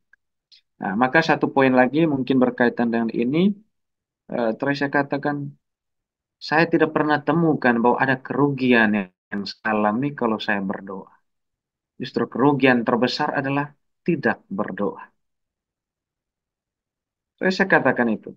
Jadi kita tidak usah berkecil hati kalau mungkin dalam doa-doa kita itu kita merasa ya kita masih ya kurang seperti Teresa sadari kurang tahulah berdoa. Karena bagi Teresa tidak ada satu kerugian pun yang kita alami dari doa atau selama kita berdoa selain kalau kita tidak berdoa. Disitulah kerugian terbesar. Nah, jadi mungkin mengenai beberapa pertanyaan lain nanti boleh saya ingatkan saya. Saya langsung meramu dari apa yang saya kebetulan catat. Nah, kemudian mengenai apa tadi ya, pahala. Ya, memang apa yang Teresa itu sebetulnya untuk memang meluruskan banyak persepsi yang keliru tentang bahwa mungkin kita menganggap bahwa hal-hal baik, kebaikan-kebaikan yang kita lakukan, kebajikan yang kita buat itu, itulah yang menjadi alasan bahwa kita mendapat anugerah. Saya mau mengatakan sebaliknya. Dengan jasa, dengan pahala kita, kita tidak bisa membeli kerahiman Tuhan. Itu bahasa Santa Teresa. Jadi dia mau katakan eh, memang ada begitu banyak perbedaan nanti, perbedaan dalam arti tingkatan pahala ketika ada di surga itu. Tapi Teresa mau mengatakan bahwa perbedaan jenis sukacita rohani itu, meskipun amat berbeda, itu bukan karena tingkatan jasa-jasa itu, tapi soal tingkatan kemurahan dan kasih Tuhan. Maka asalnya itu cinta Tuhan itu yang selalu jadi syarat. Maka Teresa sejak awal katakan, kalau yang menjadi alasan untuk saya menerima anugerah karena mungkin jasa-jasa saya, maka saya tidak layak untuk itu. Tapi Tuhan yang melayakkan dia. Makanya yang disebut apa yang Teresa katakan sebagai teologi mistik itu kan itu anugerah-anugerah yang cuma-cuma Allah berikan. Jadi syaratnya itu cuma-cuma Allah yang pertimbangkan, dia yang putuskan kepada siapa anugerah itu dia berikan.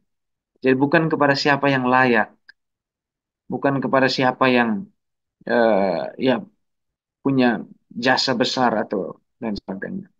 Tetapi ini tidak berarti bahwa hal-hal baik yang kita lakukan tidak berarti, tidak. Tetap itu menjadi satu tanda yang semacam membuat diri kita itu meyakinkan diri kita bahwa usaha-usaha kita berbuat baik itu sama halnya istilahnya kita membersihkan piring yang pada akhirnya Tuhan akan letakkan makanan di situ. Apakah kita mau menikmati makanan di piring yang kotor ataukah piring yang selalu kita bersihkan? Usaha kita menyucikan diri itu ibarat mencuci lagi piring-piring yang sudah pernah dipakai yang kotor itu supaya apa? Anugerah rahmat-rahmat yang selalu dari Tuhan itu selalu dihidangkan, disajikan di atas piring yang bersih. Begitu, kurang lebih. Nah, yang kedua mengenai eh, mungkin apa yang menurut Bu Mega tadi tentang kerendahan hati itu, bahwa ada orang yang eh, menyebut dirinya rendah hati kalau dia tidak mengakui bahwa Tuhan melimpahkan anugerahnya kepada kita. Jadi ini yang Teresa maksudkan sebagai bentuk-bentuk hati yang palsu. Jadi ada orang yang merasa dia tuh sangat rendah hati kalau dia tidak apa namanya, tidak semacam merayakan berlebih apa yang menjadi anugerah dari Tuhan. Atau ketika dia tidak mengakui bahwa apa yang dia terima itu berasal dari Tuhan. Kadang iblis kan bekerja dengan cara-cara itu. Di bagian yang awal yang lain tadi, Teresa ingatkan. Kadang iblis bekerja melalui perasaan bersalah kita ketika kita sudah menyadari dosa kita. Iblis akan ingatkan, betul engkau itu sangat berdosa. Engkau tidak layak untuk Tuhan. Betul, engkau itu sudah tidak mungkin lagi menjadi orang baik, menjadi orang kudus dan sebagainya. Jadi perasaan-perasaan salah kita, kesadaran kita akan keterbatasan manusiawi kita di hadapan Tuhan itu kadang dipakai iblis untuk menghukum diri kita. Jadi gunakan rasa bersalah itu untuk semakin menghukum kita. Dan kalau orang terjebak dalam apa yang Teresa sebut sebagai kerendahan hati yang palsu ini, maka dia hanya akan melihat bahwa dirinya itu memang berdosa, dirinya itu tidak layak, tidak berkenan di hadapan Tuhan dan sebagainya. Jadi itu cara-cara kerja. Jadi dia tidak hanya menjatuhkan kita ya dengan membuat kita untuk jatuh dalam dosa, membuat suatu kesalahan, tapi dia pun bisa menipu kita melalui cara-cara kita menyadari bahwa kita pun berdosa. Itu yang namanya kerendahan hati palsu itu. Mungkin itu apa tambahan, nanti kalau masih ada poin-poin diskusi yang terlewatkan boleh kita lanjutkan. Kembalikan ke Bu Lisa. Terima kasih sekali Romo. Ini menarik sekali ya mengenai Teresa ini ya. Karena Teresa itu berarti merasa bahwa Tuhan itu kan memang sangat mencintainya, tapi kadang-kadang beliau juga merasa tidak layak. Berarti dengan seperti ini, berarti beliau itu merasa bahwa mungkin karena ketidaklayakannya itu sebetulnya disebabkan karena iblis ya yang dia merasa tidak layak itu ya Romo. Berarti sebetulnya kan seharusnya kan eh, Teresa itu layak dicintai Tuhan gitu ya Romo. Baik, itu bisa menjadi satu gejala. Mm-mm, Tetapi pada poin yang lain adalah bahwa standar kudusan Teresa itu mm-mm, kan kita sudah lihat di bagian-bagian awal kemarin. mm-mm. Memang kelihatannya agak lebih tinggi lah standarnya dibandingkan yang lain. Nah, Iya, tapi iya. apa yang ya kemarin kan Bu Nungki katakan apa yang kok sekarang ini apa yang sekarang kita anggap ini biasa-biasa, tapi Teresa selalu melihat itu sebagai satu dosa. Karena itu Iya. tadi. Jadi Teresa semacam punya sebelum dia masuk biara itu sebetulnya dia sudah berasal dari keluarga yang memang keluarga Katolik yang saleh dan sebagainya. Jadi hal-hal untuk kepekaan untuk menyadari satu hal yang dilakukan dosa atau tidak itu memang sudah terbentuk sekian itu. Nah, kemudian dia masuk ke dalam biara kontemplatif atau biara tertutup dengan klausura ketat tadi itu semakin mengkondisikan Teresa kepekaan terhadap hal-hal itu pun demikian. Nah, maka sekali kalau misalnya kita ada waktu berinteraksi dengan para suster rubiah OCD yang ada di beberapa komunitas di Jawa, itu beberapa hal itu dari sharing itu kadang kita rasa, aduh, dengan kepolos mereka, jadi dengan eh, dari sharing-sharing sederhana itu saja, kita selalu sudah melihat, oh, macamnya standar mereka tentang Allah dan benar itu memang sangat tinggi dan semuanya. Bagi saya mungkin Teresa pertama itu karena dikondisikan dari ya lingkungan keluarga, lalu kemudian lingkungan daerah di mana dia hidup, tetapi juga bisa jadi tadi Teresa banyak berusaha untuk mengalahkan kecemas-cemasan yang berulang tadi itu dengan melihat bahwa dia semacam mengalihkan. Istilahnya kan kalau kita ditanya, apakah kita itu bisa meditasi atau tidak? Pertanyaan sederhananya, apakah kita itu bisa khawatir atau tidak? Kalau kita bisa khawatir, pasti kita bisa meditasi. Kenapa? Karena dalam kekhawatiran yang menjadi fokus kita adalah masalah, hal-hal yang menjadi. Kalau dengan meditasi yang menjadi fokus adalah Dia yang kita tahu mencintai, Tuhan. Cara membangun relasi. Maka Teresa berusaha mengalihkan itu. Akan terlalu banyak hal yang menarik atensinya, mengalihkan pikirannya, mengalihkan fokusnya itu, termasuk pada hal-hal yang tadi, perasaan bersalah itu. Maka dia berusaha untuk ingat lebih banyak hal baik apa yang Tuhan sudah buat dengan hidup. Itu yang membantu dia. Jadi fokusnya hanya dialihkan saja. Caranya mungkin mirip dengan kalau kita khawatir. Tapi dia jadikan sebagai objek untuk berdoa. Mungkin begitu. Nah, Romo, Romo, saya boleh bertanya nggak Romo? Itu jadi sama kayak tadi kan yang Kami yang banyak bertanya ke Bu Mega nih harusnya malam ini. ini kan kalau itu Oh, tadi kan ini ya dengan merasa berdoanya nggak tepat aja udah berdosa gitu ya. Lah padahal minta maaf ya Romo. Jadi kan seringkali ini itu yang sering saya cermati ya kalau di gereja itu ya. Maksudnya kan itu tadi kan di situ juga tertuliskan apakah kamu jadi bingung ya kalau melihat orang-orang yang seperti biarawan, biarawati itu dianggapnya ini tidak berdosa baik, tapi ternyata sama Santa Teresa ditulis sering malah orang-orang itu jadi apa ya, karena itu tadi yang karena iblis bilang itu kerendahan hati aku rajin berdosa tapi jadi malah banyak yang dibiara-biara itu tadi yang dicermati tadi apa yang difokuskan oleh Teresia itu ya. Saya kok jadi terpikir ini ya Romo kan tadi tadi kan ditulis ya jangan membicarakan kejelekan orang di belakang ya walaupun sedikit gitu kan. Nah ini seringkali kalau di pertemuan-pertemuan di lingkungan kali apa ya kayak kayak kalimatnya tuh sebenarnya halus tapi kan kalau orang Jawa tuh halusnya itu bukan halus kayak memuji tapi sebenarnya itu kayak apa ya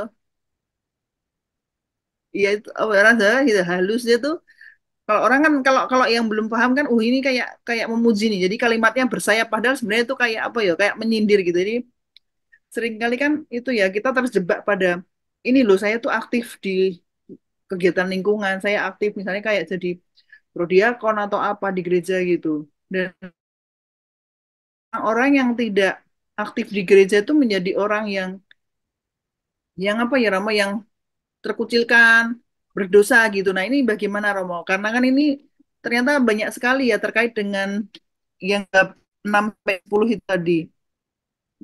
Minta penjelasannya Romo. oke, baik. Ya, Bu Riri nampak tersenyum dari rupanya banyak kesamaan peristiwa, bukan sekedar kebetulan. Memang mungkin begini ya, kita harus melihat secara lebih objektif apa yang Teresa maksudkan, sehingga nanti kita hubungkan dengan beberapa pengalaman konkret kita, semacam tadi. Nah, sebaiknya kita memperlakukan orang lain, misalnya apakah bicara kebaikan di depan atau keburukannya seperti apa. Jadi mungkin dari bab 8 itu kita banyak mendapat insight mengenai sebetulnya mengapa Tracy itu menceritakan lebih banyak kekurangan dirinya daripada kelebihannya. Jadi pertama, Tracy ingin ketika dia menceritakan lebih banyak kejahatan atau kekurangannya itu, dia ingin supaya orang-orang yang membaca atau yang mengenal dia itu mengerti bahwa kebaikan besar yang diperbuat Tuhan kepada satu jiwa itu, kalau ia mau menjalankan doa, maka itu yang menjadi alasan untuk bersyukur. Yang pertama supaya orang itu melihat bahwa kebaikan-kebaikan besar yang Tuhan kerjakan dan sebagainya itu yang justru mendorong orang itu untuk berdoa. Jadi rupanya semacam satu hal yang agak berbeda. Kadang kita berdoa itu supaya mendatangkan atau mendapat kebaikan Tuhan. Tapi dari cara pandang Teresa ini terbalik. Dia berdoa karena dia sudah mendapat kebaikan dari Tuhan. Jadi itu. Kalau yang kedua juga mungkin supaya orang itu bisa mengerti. Jadi satu jiwa itu mengerti bahwa jiwa yang berkanjang dalam doa di tengah dosa dan kegagalan itu, maka Tuhan akan tariknya sampai ke pelabuhan keselamatan. Dalam doa-doa kita, kita menyadari bahwa kita terbatas, kita lemah, banyak kejahatan, banyak kekurangan. Justru itu yang dalam bahasa Teresa, itulah yang akan ditarik Tuhan sampai ke pelabuhan keselamatan. Jadi ibarat kita yang berdoa itu seperti orang yang sedang berenang, tapi tidak punya alat pengaman yang cukup untuk sampai ke tepian. Maka ketika kita berenang, Tuhan yang akan antar sampai ke tepian dan sebagainya. Hanya karena dengan satu kesadaran tadi. Dan yang ketiga,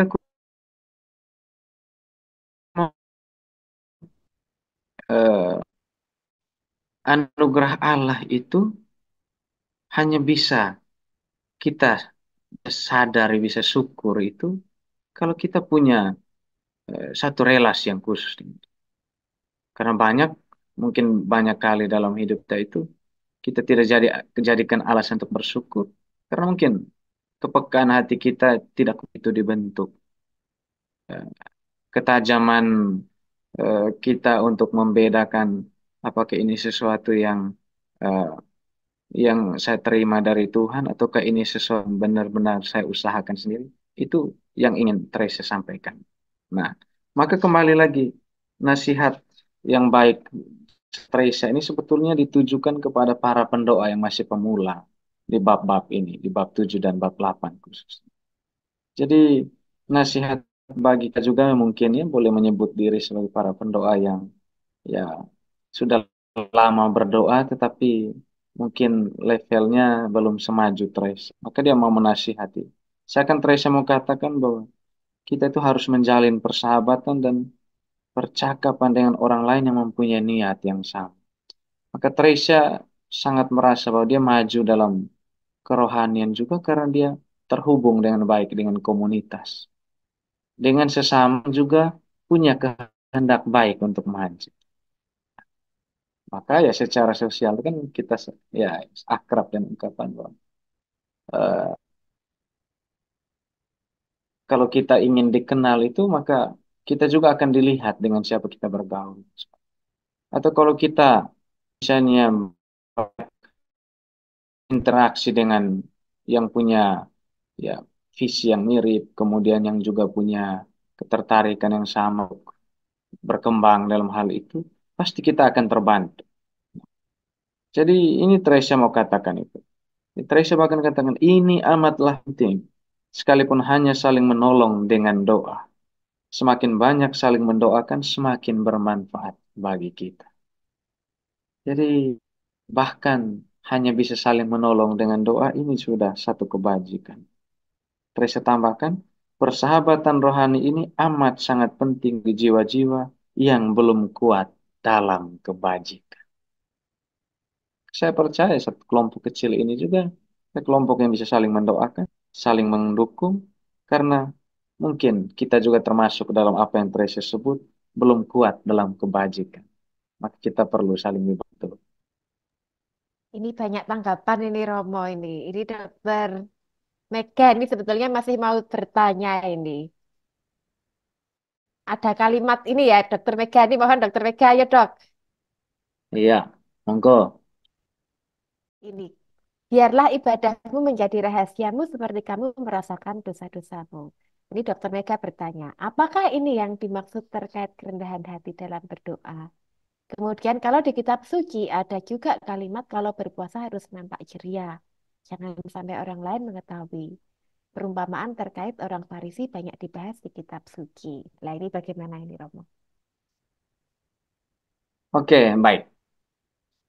eh Kalau kita menghubungkan dengan apa yang menjadi permintaan Yesus supaya apa yang dikatakan tangan kiri tidak boleh dilakukan tangan kanan, tidak boleh diketahui tangan kiri, itu persis ini.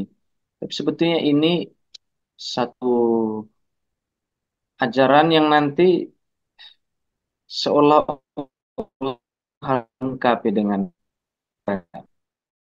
ingat nanti bahwa lampu pelita itu diletakkan di atas kaki Dian, bukan di bawah gantang.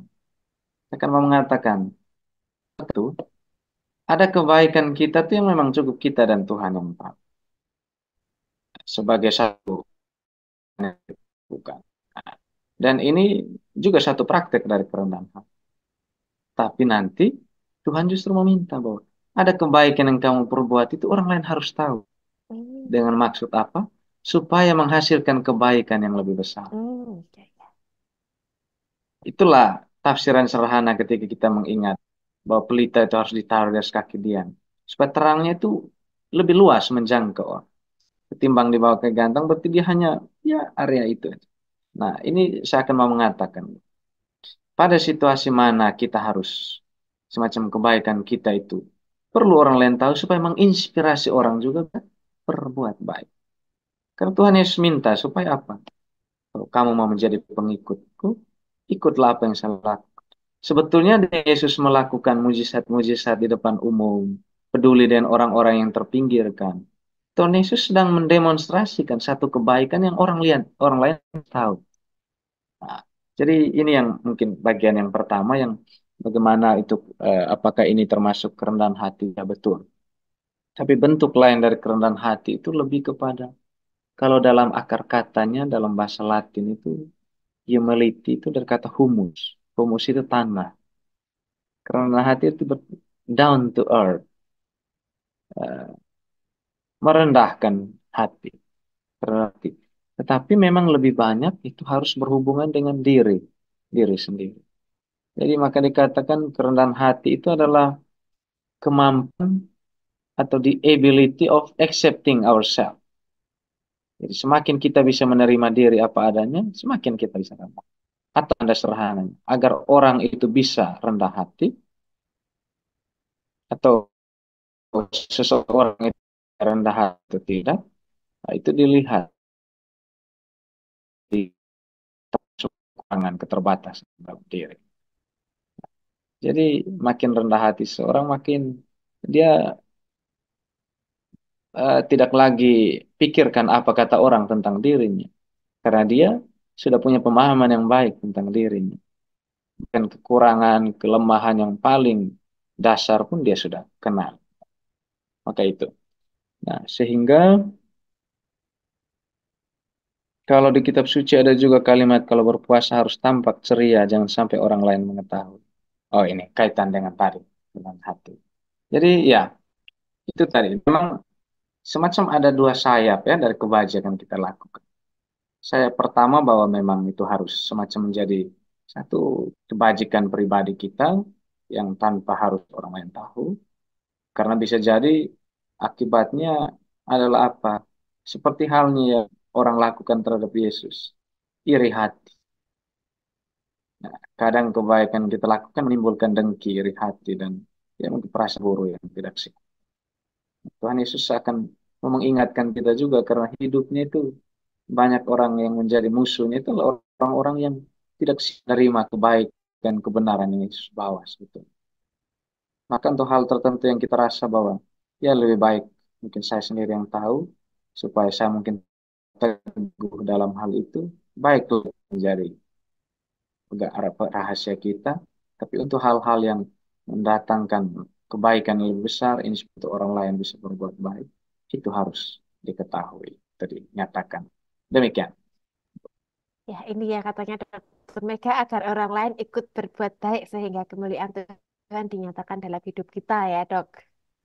Nah, sama Baik. tadi ya tentang doa juga tadi ya. Ini jadi walaupun terkadang ada dosa yang tidak bisa kita tinggalkan, berarti tetap kita harus berdoa gitu ya Romo. Karena terkadang saat berdosa dan tetap berdoa jadi merasa munafik gitu. Ini pertanyaannya dari Dokter Nungki. Dokter Nungki mungkin Oke. mau untuk itu unmute atau mau bertanya langsung ke Romo? Ayo dokter. Iya, Dokter iya Nungki. gitu Remo. Jadi kadang tuh apa kalau kita pas berdosa terus apa namanya?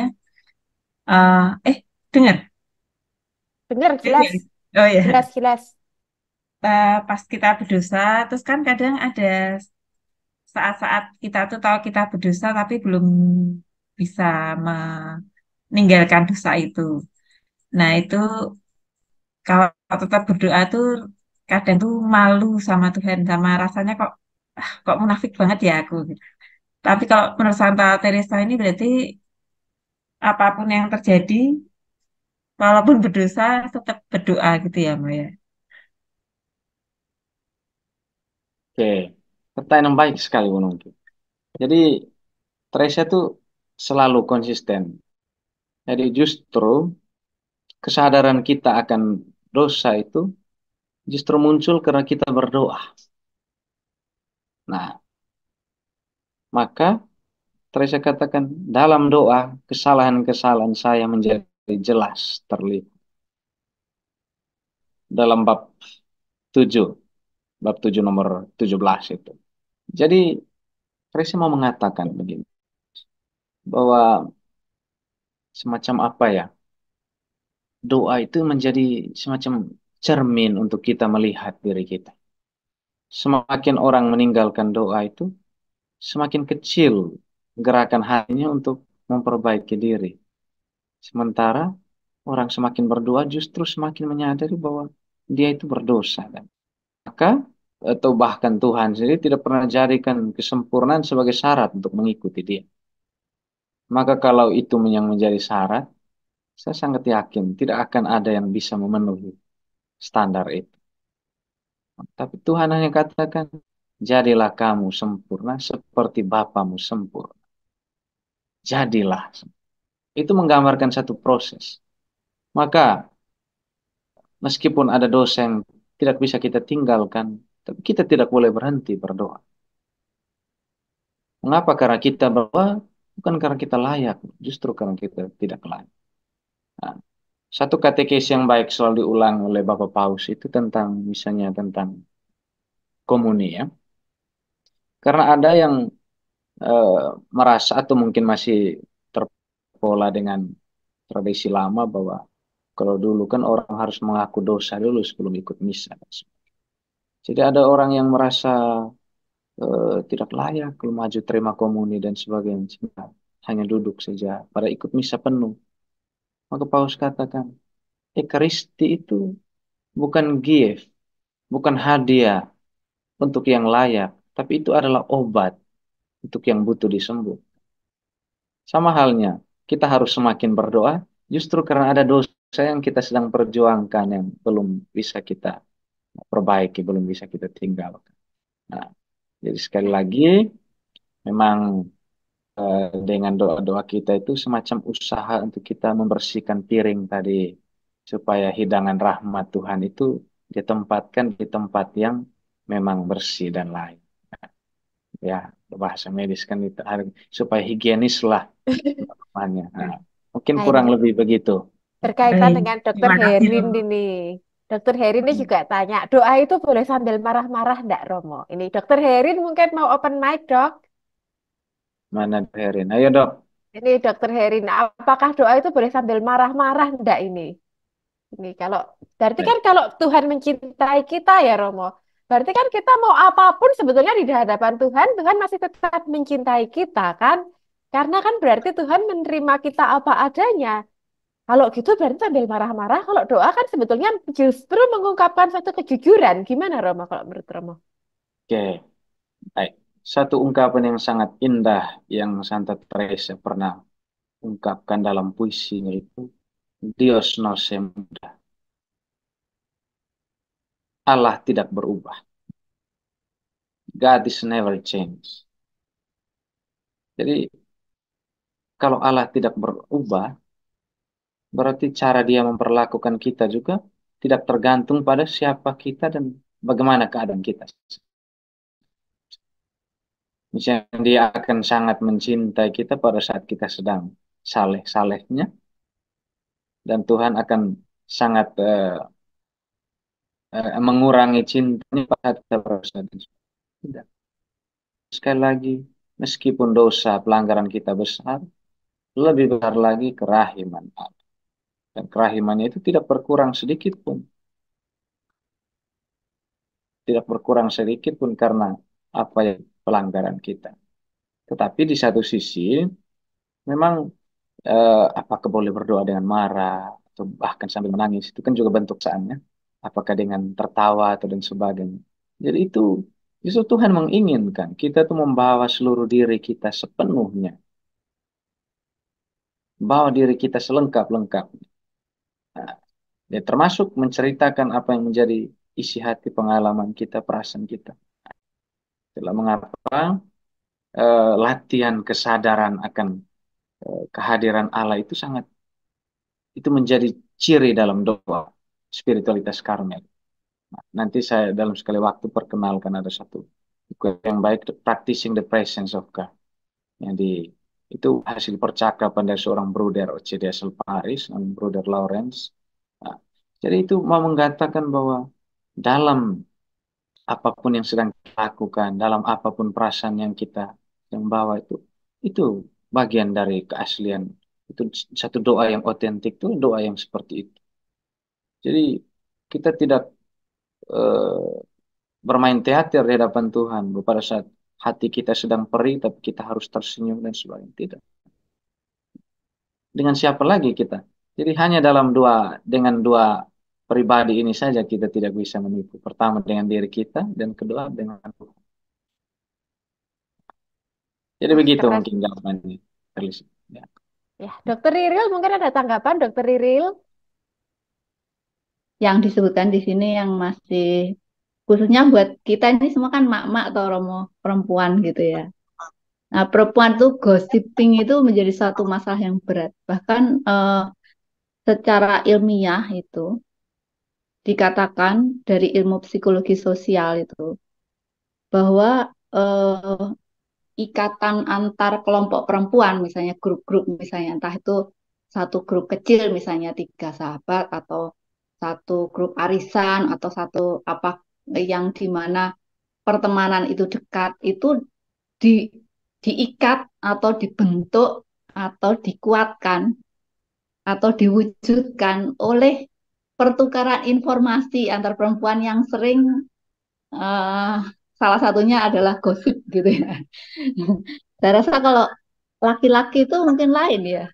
Emang maksudnya nggak pernah tuh ngomong-ngomong apa informasi-informasi yang detail tentang eh, apa cerita-cerita tentang apa ya, ya kalau kita bilang tuh kita terlalu banyak informasi gitu. Kalau bapak-bapak itu kayaknya itu nggak kayak gitu gitu ya. Nah, kalau dari segi ilmu sendiri menyatakan bahwa ini kayaknya emang itu terbentuk oleh gossiping itu ya. Eh, maka emang kayaknya berat itu kita kalau menghapuskan sama sekali gosip dari kehidupan para perempuan ini. Gimana Romo tanggapannya? Pertanyaan aja sih saya itu. Ya saya ingin menanggapi tapi eh, mohon pencerahan kebijaksanaannya dulu Romo. Tapi Romo bukan perempuan sih masalahnya beda. Makanya Bu Mega harus tanggap itu. Ayo Bu Mega. Bu Mega Untuk aja yang perempuan nih. ya, Romo nggak bisa jawab ini. Ini kita lain lain ya, spesies Romo lain lain dunia ini. Kalau gosip gitu ya, saya tuh ini dokter Iril, saya tuh di rumah sakit itu kan biasanya ibu-ibu tuh ada grup-grup gitu ya. Saya memang pertama mereka nggak mau apa mengajak saya karena saya tipikalnya kalau diajak ngomong itu ya udah gitu aja. Maksudnya kalau memang No itu comment gitu.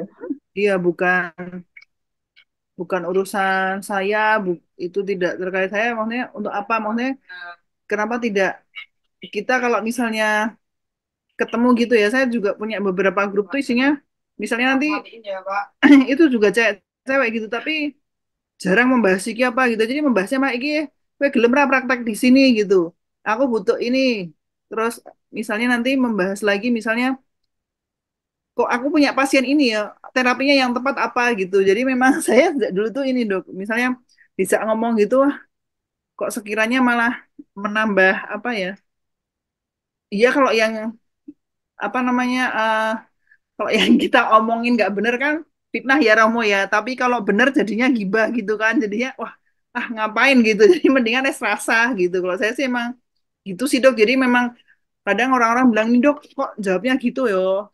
Bukan urusan saya juga kan. Makanya kalau saya juga memang ini apa Romo selalu selalu apa ya mengajarkan kepada pasien tuh selalu bilang adalah fokus aja kepada diri kita sendiri gitu. Fokus fokus aja kepada diri kita sendiri gitu. Jadi setiap apa yang terjadi pada diri kita, sebaiknya kita yang apa ya merefleksikan, oh ini saya sebaiknya memperbaiki apa ya. Jadi jangan terus, oh kalau kita mencari orang lain salah atau jelek tuh pasti selalu salah dan jelek terus ya Romo ya. Jadi kalau saya sih memang membatasi diri saya seperti itu sih Dokter Riri. Jadi ada orang ngomong ini, oh ayo kata Era, nggak terkait dengan ini, nggak gitu. Karena saya selalu ingat nih guru saya, seorang profesor tuh bilang gini, emang kamu nggak pernah berdoa ya? Jadi beliau tuh sering menanyakan kepada saya tuh apakah saya tuh berdoa atau tidak gitu. Karena saya tuh kan kalau dibandingkan yang lainnya, oh ini mau ini ya udahlah biarin aja gitu. Jadi maksud saya, terus beliau juga tahu kan akhirnya selalu mengingatkan saya adalah yang tidak terkait misalnya dengan sekolah itu jangan kamu jadi fokus. Jadi kalau seperti itu nanti kamu fokusmu jadi berubah kan. Kamu harus tahu apa sih yang menjadi fokus tujuanmu dalam hidupmu gitu. Gitu, Dok. Wah, Terima menarik kasih, Dok. sekali ini. Berarti nggak semua wanita suka gosip ya, Dokter Mega? Benar, Ternyata, Dok. Ternyata ya. Iya, 3 menit lagi ya. Romo, kalau di zamannya Resa dulu itu memang sudah Hmm. ada konsep manunggaling kawula Gusti atau pada waktu zaman itu memang Teresa yang jadi mempelopori itu pada waktu membuat buku Puri Batin itu, Romo. Oke. Jadi kalau dalam istilah mistiknya itu Unio Mystica, Eh, eh. aturan mistik. Itu yang mirip dalam istilah kalau dalam kejawen manunggaling kalau Gusti itu. Sebetulnya itu bukan sesuatu yang Teresa mulai, tapi justru Teresa menjelaskan dari pengalamannya bahwa dia juga mengalami itu. Jadi tradisi yang kalau kita tanya kapan mistik dalam gereja itu muncul, meskipun Teresa dikenal sebagai juga seorang tokoh mistik atau mistikus yang besar yang menjadi pujangga gereja, tapi tradisi mistik itu lahir atau muncul pada saat kekristenan lahir. Jadi persatuan antara eh, jiwa yang mencari Allah dengan Allah itu terjadi sejak manusia mengimani Tuhan dan sebagainya. Jadi kalau kita mungkin hubungkan atau mundur agak jauh, lihat lembaran awal kitab, gambaran paling ideal tentang bagaimana persatuan manusia dengan Tuhan itu adalah Adam dan Hawa.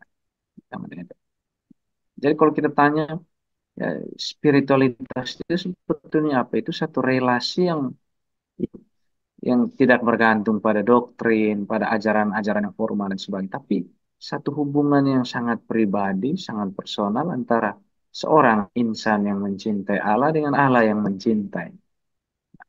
Maka memang dalam perjalanan sama halnya dengan teologi-teologi kita kan itu harus mengalami satu fase yang namanya perumusan bakunya. Supaya apa? Supaya ya tidak bias dalam tafsir dan sebagainya. Hanya dalam perkembangan terminologi mistik pun kemudian berkembang. Nah, dan memang dalam era Teresa, Yohanes Tersalib, yang beberapa tokoh juga seperti Meister Eckhart dan sebagainya, gambaran-gambaran yang lebih baku untuk menggambar tentang itu memang kita dapatkan terus tulisan Batin dan sebagainya. Tapi kalau dikatakan apakah Teresa yang memulai, justru Teresa hanya merumuskan dari apa yang dia alami untuk fenomena yang memang sudah berkembang sejak awal manusia mengimani Tuhan. Nah, kurang lebih begitu. Berarti memang sudah sejak dulu ya. Nah, Berarti relasi itu sebetulnya tujuannya untuk komunion gitu ya, Romo ya. iya, kurang lebih begitu. Maka kalau ditanya, eh, bagi saya mungkin ada hubungan dengan apa yang menjadi tema yang Boril angkat tadi tentang gosip dan ini. Gosip kan sebetulnya satu kecenderungan untuk kita semacam lebih banyak menghitung berkat yang orang lain miliki. Itu kan mirip-mirip dengan iri hati dengan cemburu dalam arti itu. Tetapi memang kan ada level-levelnya dalam arti itu. Ada yang mungkin kita membicarakan kelebihan orang dalam arti itu ya mungkin karena ada unsur keagungan. Tetapi kalau yang lebih banyak dilihat adalah misalnya yang membicarakan keburukannya padahal itu tidak merubah apa-apa baik untuk orang itu maupun untuk kita dan sebagainya. Memang itu yang perlu waspadai. Karena daripada kita menghitung berkat yang orang lain miliki, mending kita hitung apa yang menjadi hal-hal yang perlu kita benahi dengan hidup. Memang pada intinya, kalau kita lebih banyak misalnya mencari kebaikan, keunggulan dalam diri orang, pasti akan sangat mudah untuk kita mencintai. Amin. Sementara sebaliknya, kalau lebih banyak mungkin kekurangan, ini keterbatasan yang kita gali, itu yang justru akan memupuk rasa benci. Jadi pada prinsip itu mungkin daripada menghitung-hitung kekurangan, kelemahan orang, jauh lebih baik untuk lebih banyak menggali apa yang menjadi keunggulan. Dan itu yang lebih merekatkan komunitas, itu yang lebih menghubungkan kita. Dan bagi Teresa kan berdoa itu latihan untuk mencinta. Dan mencintai akan sangat terbantu kalau kita lebih banyak melihat kelebihan dan keunggulan. Mungkin demikian. Terima kasih, ini bukan kesimpulan. Kita boleh harus menarik kesimpulan dari bacaan-bacaan. Demikian, Bu Lisa. Terima kasih sekali Romo, terima kasih teman-teman. Ini mungkin sedikit pengulang tadi yang Romo mengatakan juga yang dengan Teresa ini kita di 7 nomor 20. Karena alasan ini Teresa ingin menasihati orang-orang yang menjalankan doa, khususnya pada permulaannya supaya menjalin persahabatan dan percakapan dengan orang lain yang punya minat yang sama. Ya ini memang sesuai sekali ya Romo. Karena doa batin menurut Teresa yang di bagian 8 nomor 5 adalah tak lain daripada percakapan akrab antara dua orang sahabat. Berarti seringkali tinggal bersama dia yang tahu mencintai kita. Mungkin demikian untuk malam ini. Terima kasih sekali Romo, terima kasih sekali Dr. Mega yang telah membawakan dengan sangat jelas. Terima kasih juga pada teman-teman yang telah menanggapi diskusi kita pada malam hari ini.